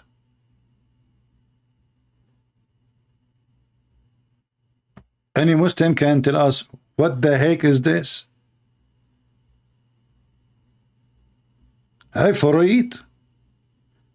Muhammad, he took stories from 5th grade children's and he put it in his Quran. Let me introduce to you chapter 37 verse number 27 sorry, where Solomon he have a ifrit. And the reason he is a ifrit, he is a genie in the bottle, but he is so fast, brother. Let me introduce ifrit for you. Please show respect, otherwise he can come to you. And he told Suleiman, I can go and steal the throne of Balkis before you blink your eyes. Afraid. Afrito. And they say to you, who can write Quran like the Quran? Who can make Quran like the Quran? Nobody. Afraid.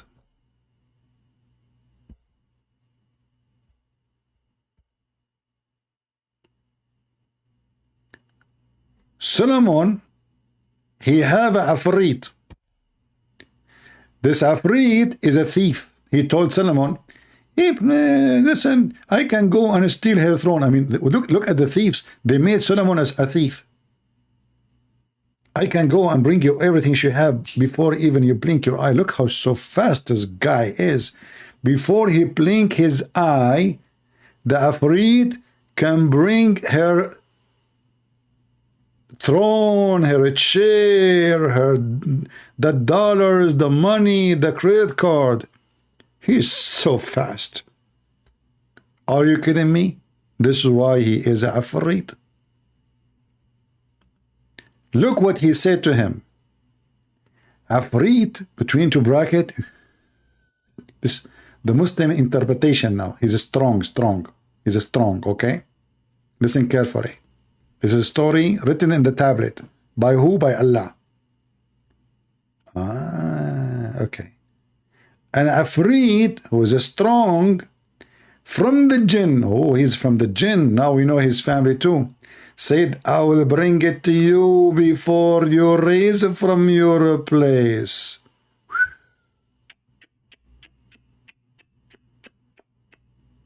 Man.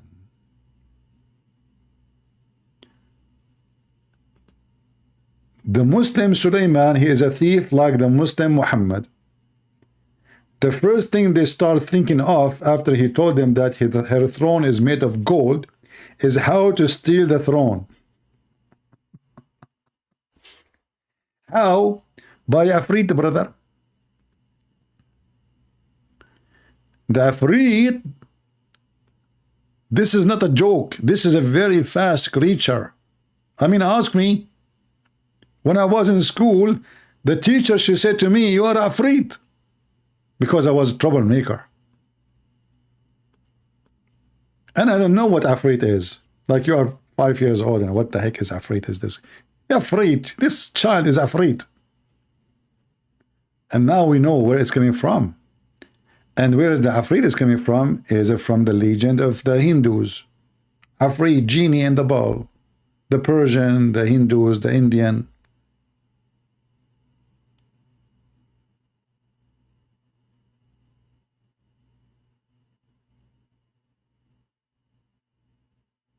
The neighbor, she come to my mom. She don't know my name. She said to her, well, your son, the Afrit, he throw the football at my window.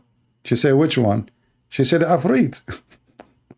My mom right now, she know which one. She said, okay, I will, sorry. Did he break the window? I will pay for it. So, brother and sisters, how Muhammad, he is not a true prophet, and how Allah is not a true God, and he have a Afrit, he can steal a chair of somebody else so fast before even you move your ass or blink your eyes. Read here carefully.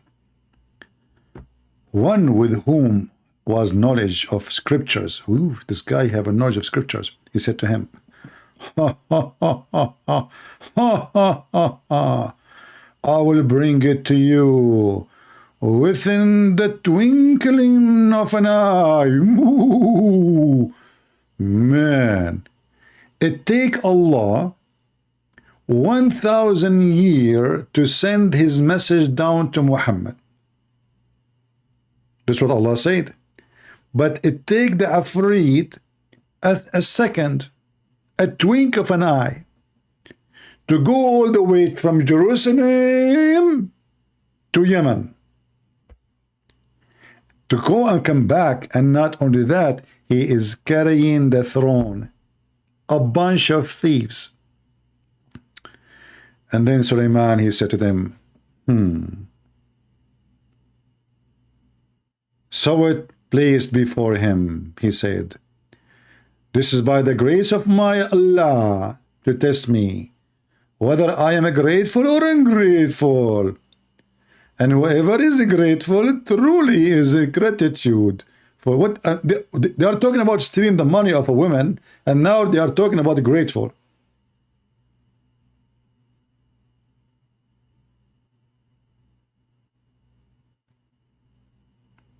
How in the world somebody, he is a Christian, he don't want to convert to Islam?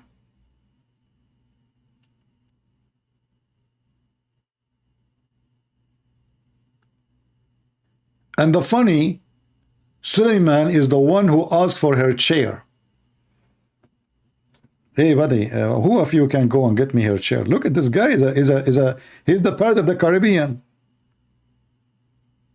I mean, where is the morality? Why Solomon wanna take her chair? The Muslim, they say to you that in Islam theft is haram, brother, haram. Okay, a woman, she have a chair made of gold. She is a queen. Why the Prophet of Allah is asking the people, who of you can go and get me her chair?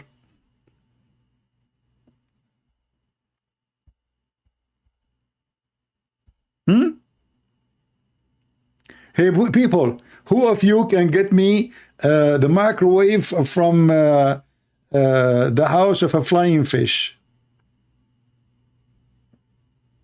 Any one of you? I don't have a microwave. I don't use it, just joking. I mean, this is a prophet of God is asking his gang, who wanna go and steal a chair of a woman? Well, this is Islam.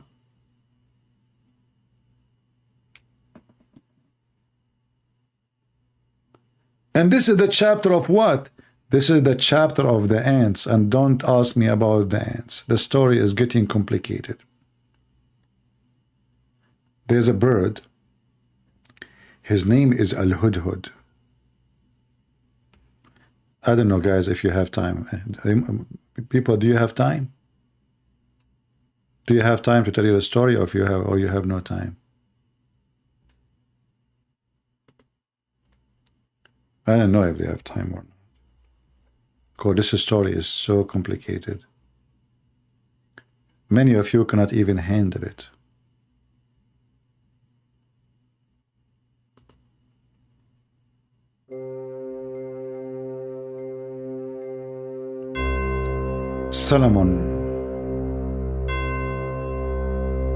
Solomon chicken the chicken. Hold on, did I say this? Solomon chicken the chicken?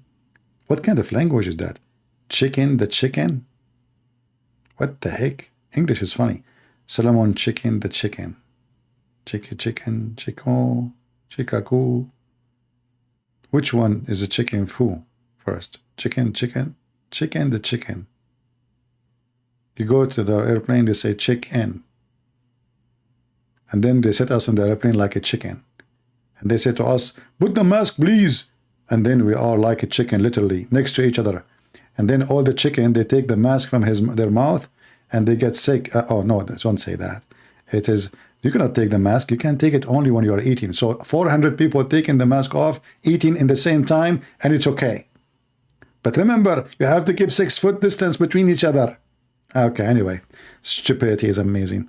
So chicken the chicken, Solomon, he noticed that the hoopoe, the bird, is missing. You are a king of a great kingdom.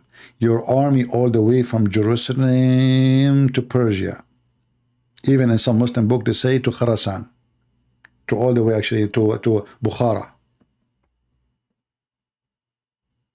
To Afghanistan. And now there's one bird is missing. Guys, can you notice with me how strong the memory of Solomon? One bird is missing. He said to himself, what the heck? Where is this bird is gone? A bird is gone without permission? He inspected the birds. He have an army of birds. He noticed one is missing.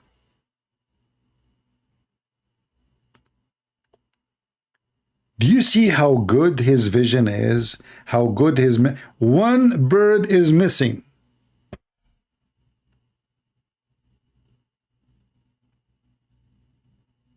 According to Muslims, the army of Sulaiman, according to the Quran, the army of Sulaiman contained quarter of a human, quarter of a genie, quarter of a birds, etc. and there's one bird is missing. And then Sulaiman, he said, I don't know if this is good to share with you, because many of you have a sensitive, you know, once I was buying something to kill, there's a mice enter my garage. So I wanted to buy something to kill mice. And there was a person writing a review says, oh, this is horrible. This is inhumane. I was tortured when I saw how this mice die. I was dying laughing. I mean, what kind of a person that is a man? You know, he have his picture there. He was tortured when he saw the mice, how he's dying. Man, the mice, he's like, well, this is not, I'm not going to buy it. This should not be in Amazon. Like long drama. I mean, the guy did not sleep for 10 days. He saw, but he ate a chicken. But he don't want to see how the mice die. This is inhumane. This is one of the funny things about humane and inhumane. But anyway, welcome to the stupidity. So he inspected the birds and he found one bird is missing. And you know what? When one bird is missing, that means not two birds. That means one bird. And Sulaiman, he decided to do the following.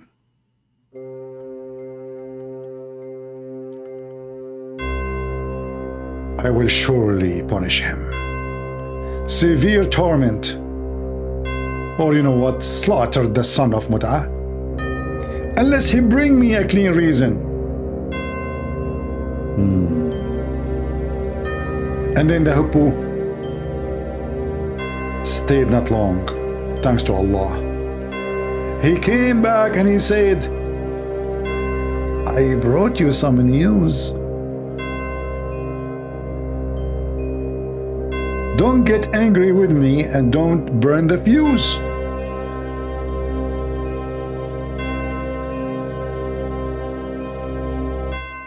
Commercial break. If you have a fuse problem in your car, call us immediately. We have Islamic fuse. It's already burned.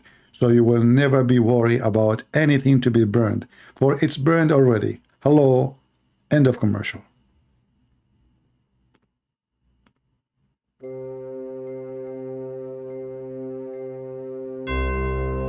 I found a woman.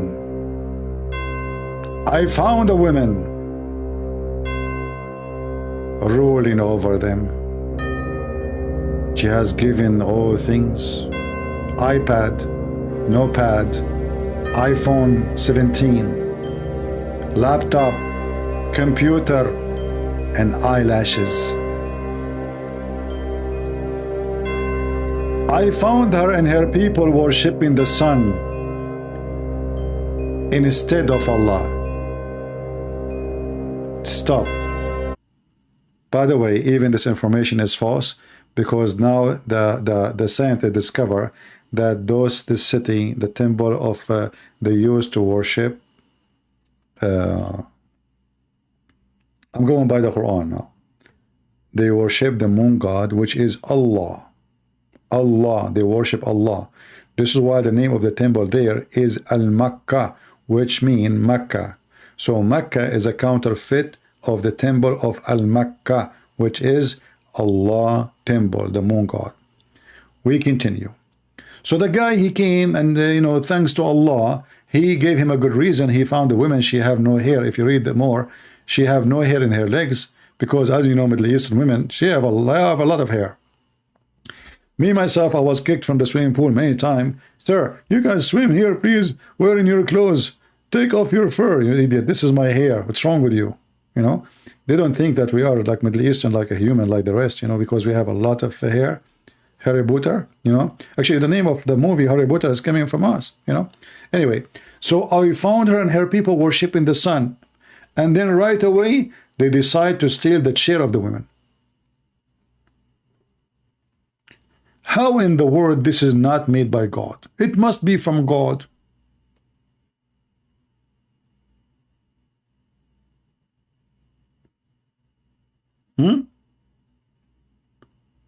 Are you telling me, hold on, talking about Al-Hudhud, chapter 27:20, verse number 20, I want to show you something very funny. They asked Muhammad, what this bird he do? I mean, why this bird is going around? He said that this bird can see what nobody can see. He can see even under the ground. So there was an argument between an Arab guy, obviously he's smart, with the cousin of Muhammad ibn Abbas. Let me find you the reference so we can read and laugh together.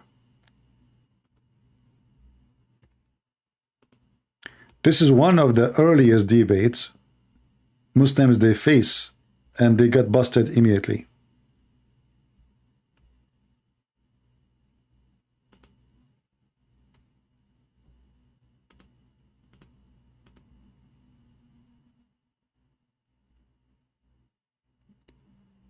Let us see. Let us read together. Mujahid said, Ibn Jurayr said, from blah said, everybody said, you know, okay, that the hippo would look for water for him. For who? For Sulaiman. In the various satrat of the earth, just as a man look for a thing on the surface of the earth, he would know just how far below the surface the water was. When the hippo showed him where the water was, Sulaiman would command the jinn to dig here. So the bird he showed him where? The bird he can see under the ground, like, you know, 100 meter, 200 meter, no problem, dig here, he can see it, he can see the water. So he ordered the genie to dig in that place, and they would have brought water from the depth of the earth. One day, Sulaiman, he went to some open land and checked on the birds, and he could not find this bird. So we told you, he threatened him, he will kill him if he did not give him a good reason. But look what happened here. An Arab guy, one day, it says here, Ibn Abbas, the cousin of Muhammad, told a similar story. Among the people was a man, the Muslim, they call anyone he was getting Islam busted Khawarij, is outsider, you know, like he, obviously he don't believe. Who's a man was Nafi ibn al-Azraq. This man, his name is Nafi. So now his name is written in history. He got Muhammad busted in early age. When often used to raise objection to Ibn Abbas, he said to him, stop Ibn Abbas. I don't know if I need a music for this one. We should have a music for this one.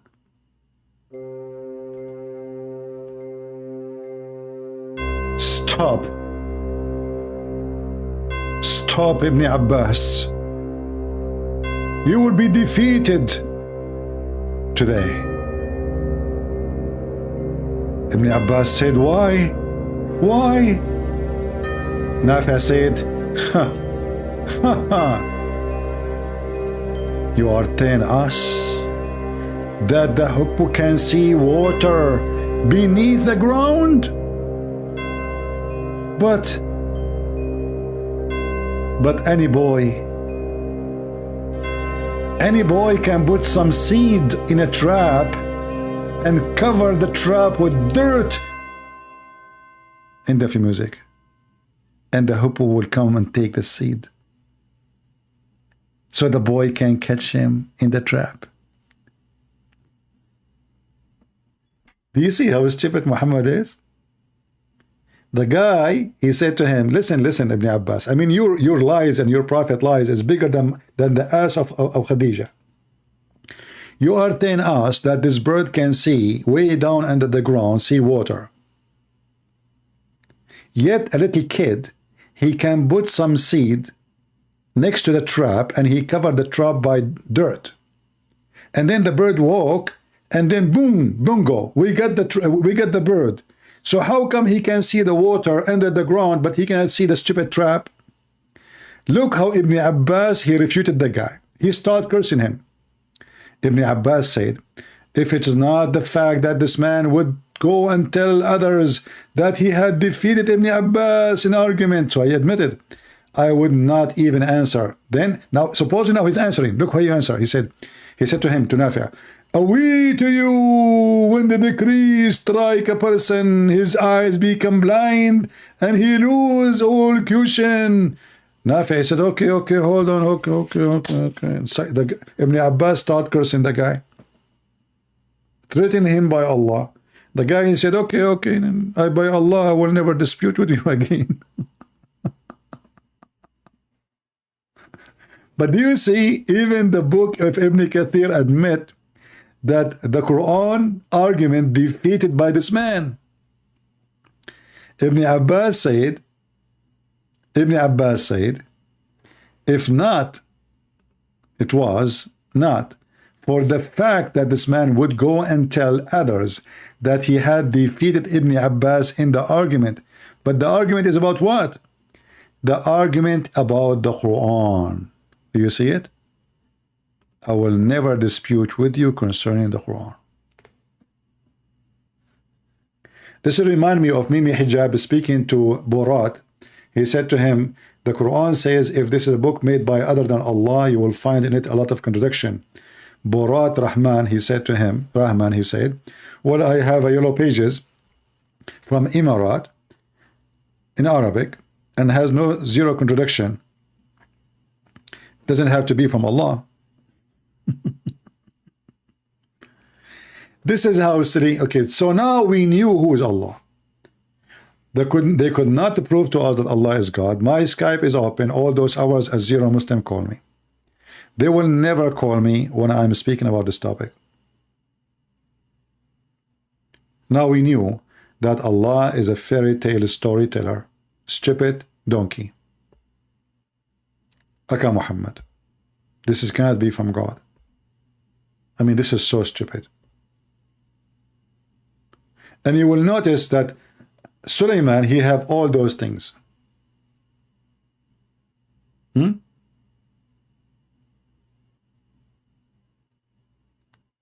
Muhammad, he have none of them. Why Allah don't give Muhammad the bird? Give him the flying horse. Give him like a part of the flying carpet. Sulaiman have the genies, they dig for him, divers who they are genie, shaitan. And then the end of the story, actually, it's very funny. I don't know if you know the story. When shaitan, he came and he took the look of Sulaiman and he started doing boom boom to the wives of Sulaiman. Can you believe it? Muhammad trained the Muslims that Sulaiman, his wives, was sleeping with the shaitan. And shaitan, he was so good in bed. And this is how the wives of Sulaiman noticed that this is not Sulaiman. He looked like Sulaiman. So they told the elders, there is something fishy about Sulaiman. He said to them, what? He said, he's so good in bed. What do you mean? He never take a break. What do you mean? Daragan. What do you mean? Daragan. Can you explain more? You idiot. He is so good. Never stop. Do you understand? Never. Boom, boom, boom, boom, boom. The elder then, they made a meeting and they said to themselves, how come Sulaiman, he have a penis like this? That's impossible. Never stop. And then the shaitan, he knew now that they are suspecting him. So he took the ring of Sulaiman and he flee. And then he went to a faraway island. And he threw the ring on the ocean.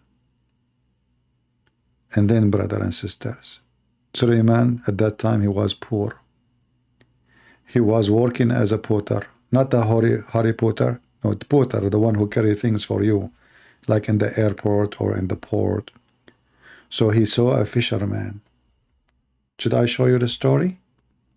Hey kids, do you like to hear it? Who here is 5 years old?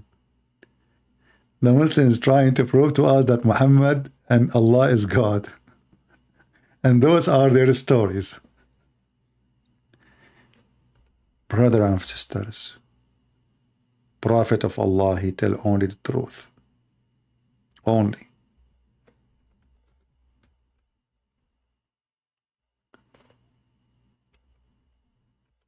So Sulaiman, may Allah bless him, he start working as a potter. And he's poor, homeless. He found a woman, she is poor too. He married her. Beautiful life, simple life. High five. And then, brother, one day he saw a fisherman or somebody, he bought fish. So Sulaiman, he said to the man, okay, sorry, can I help you? In return, you give me 2 fish. Look how Sulaiman becomes so humble. From a king to a person hoping to get 2 fish. Me, myself, I don't mind 2 sardines. So, can I help you to reach the bank, the river of the bank? He reached the bank of the river and he saw a person fishing. He said to him, shall I help you in return of 2 fishes? The man said, agreed. That was the lucky day of Sulaiman. You never know how your lucky day can come.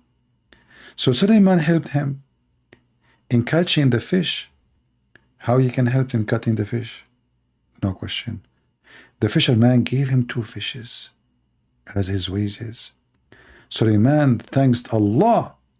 When he cut open the fish, he found the ring in the fish's stomach.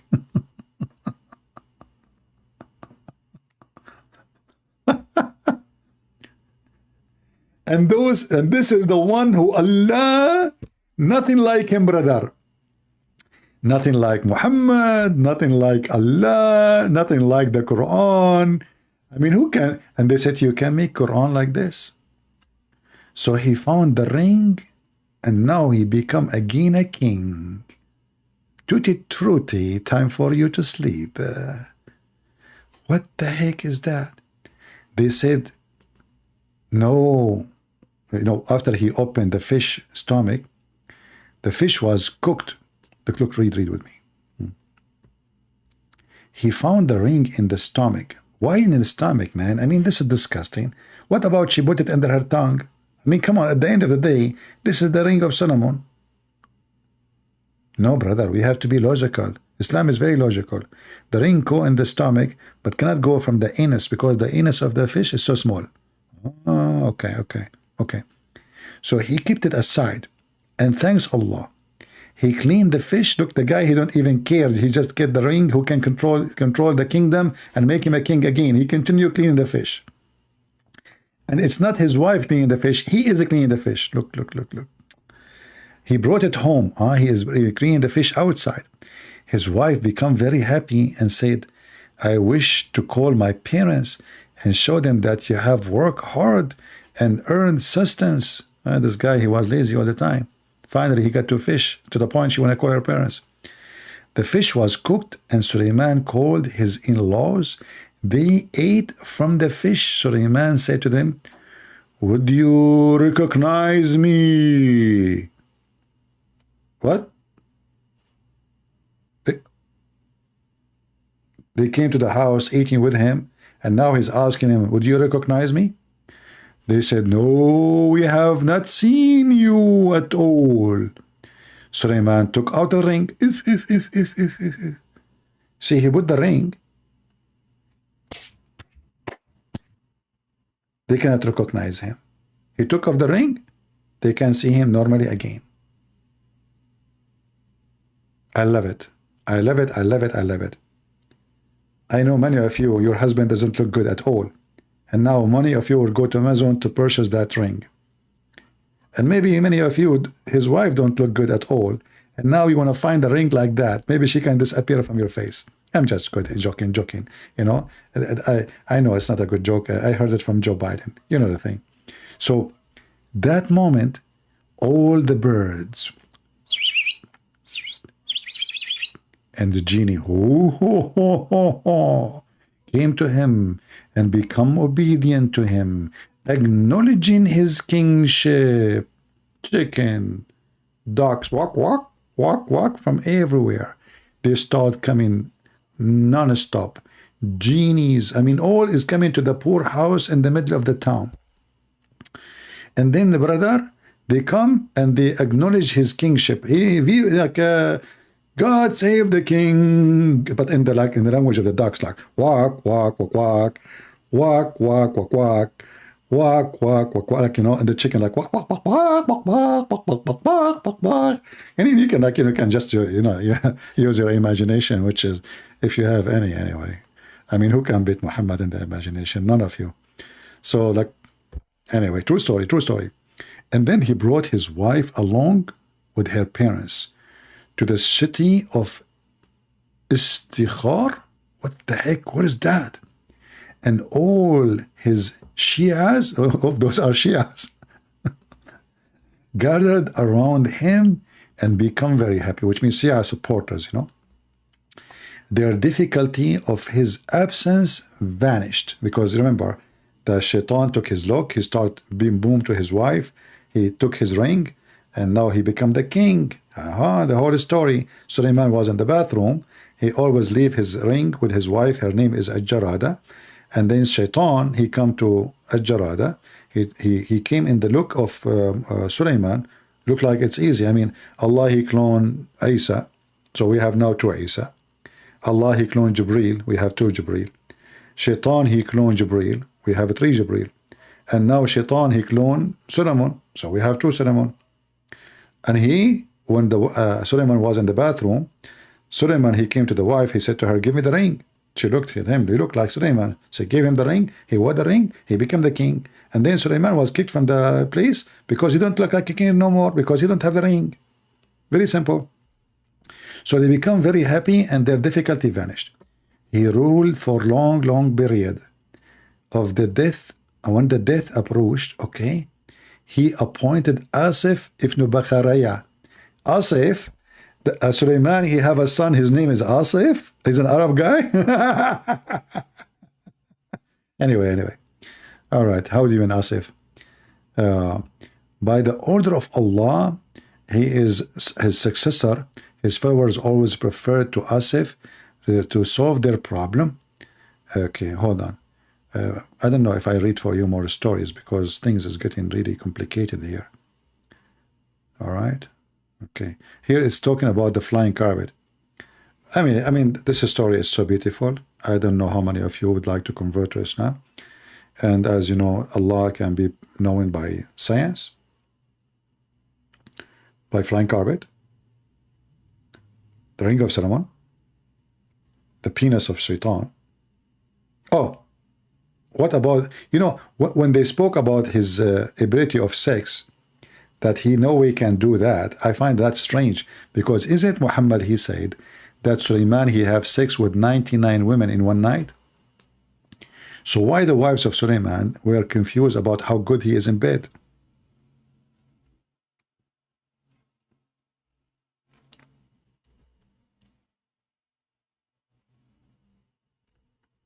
Let us see.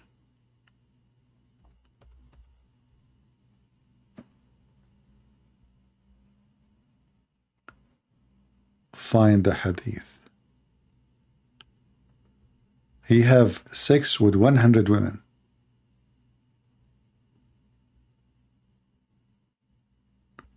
Where is the 100 women? Okay, hold on.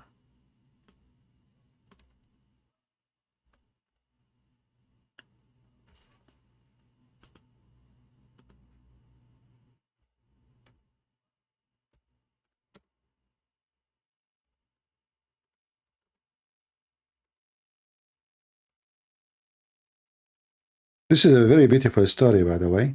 It can help you to do the right thing when you do intercourse.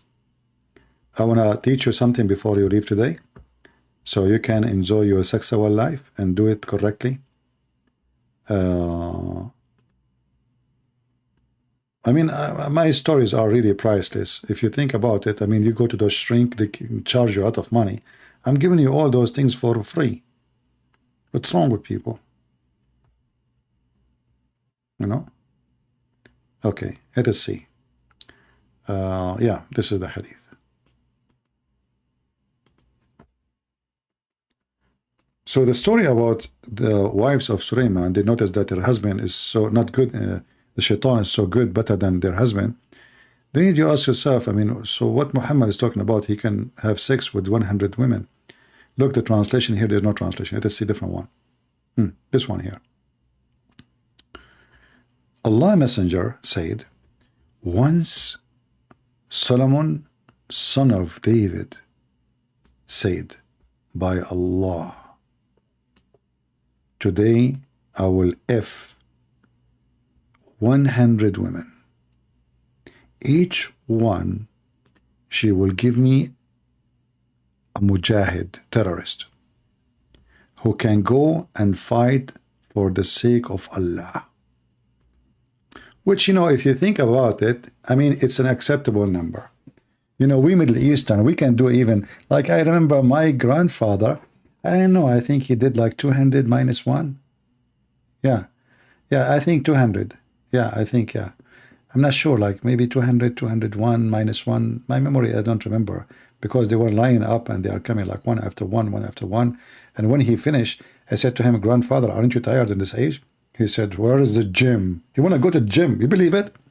After 200 women, he want to go to the gym. So I'm not surprised that Suleiman, he can do 100. That's simple, you know. I mean, come on. I mean, that's a big deal. What a big deal. This is very, like, this is very normal, you know, for Middle Eastern. This is why they are #1 in the world who buy Viagra, because they are so good in bed. Yeah, okay. Now, listen. Allah Messenger said, when Suleiman, son of David, he said, tonight I will have sexual intercourse with 100 or 99. You know, Muhammad is not sure, you know. Yeah, he's not sure. 100, 99, 99 and a quarter. You know, he's not sure. Allah did not tell him the exact number. Like, Allah told me 100. Allah said to you, too. Allah said to you 199 or 99. Allah said that. Okay. Women, each who will give birth to a night. This guy, it's a boy. That's it. There's no question. Boom, boom, it's a boy. You know, in one night, bingo, you know, like chick. And the kids are coming like it's unbelievable. True story. Who will fight in Allah's cause. On that, i.e., he forgot, you know, and that, i.e., if Allah wills. But he did not say Allah willing. Look at this. Suleiman now, he started effing those women, excuse my language, and he forgot say Allah is willing. How you do such a mistake, you idiot? How in the world you do such a mistake? Therefore, only one of those women conceived and gave birth to a half man. That is Lili Dawah.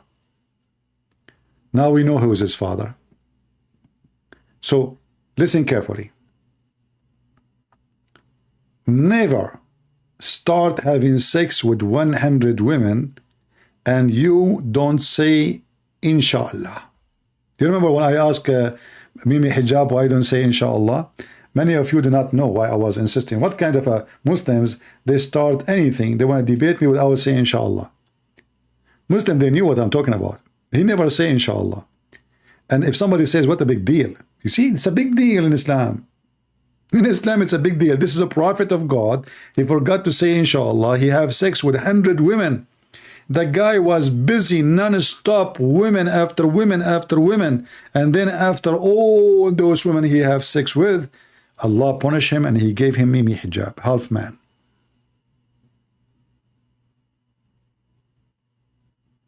Why? Because he forgot to say Inshallah. How many of you do such a mistake every day? How many of you You do such a horrible mistake. Do you want to have a half man child? You want that to happen to you.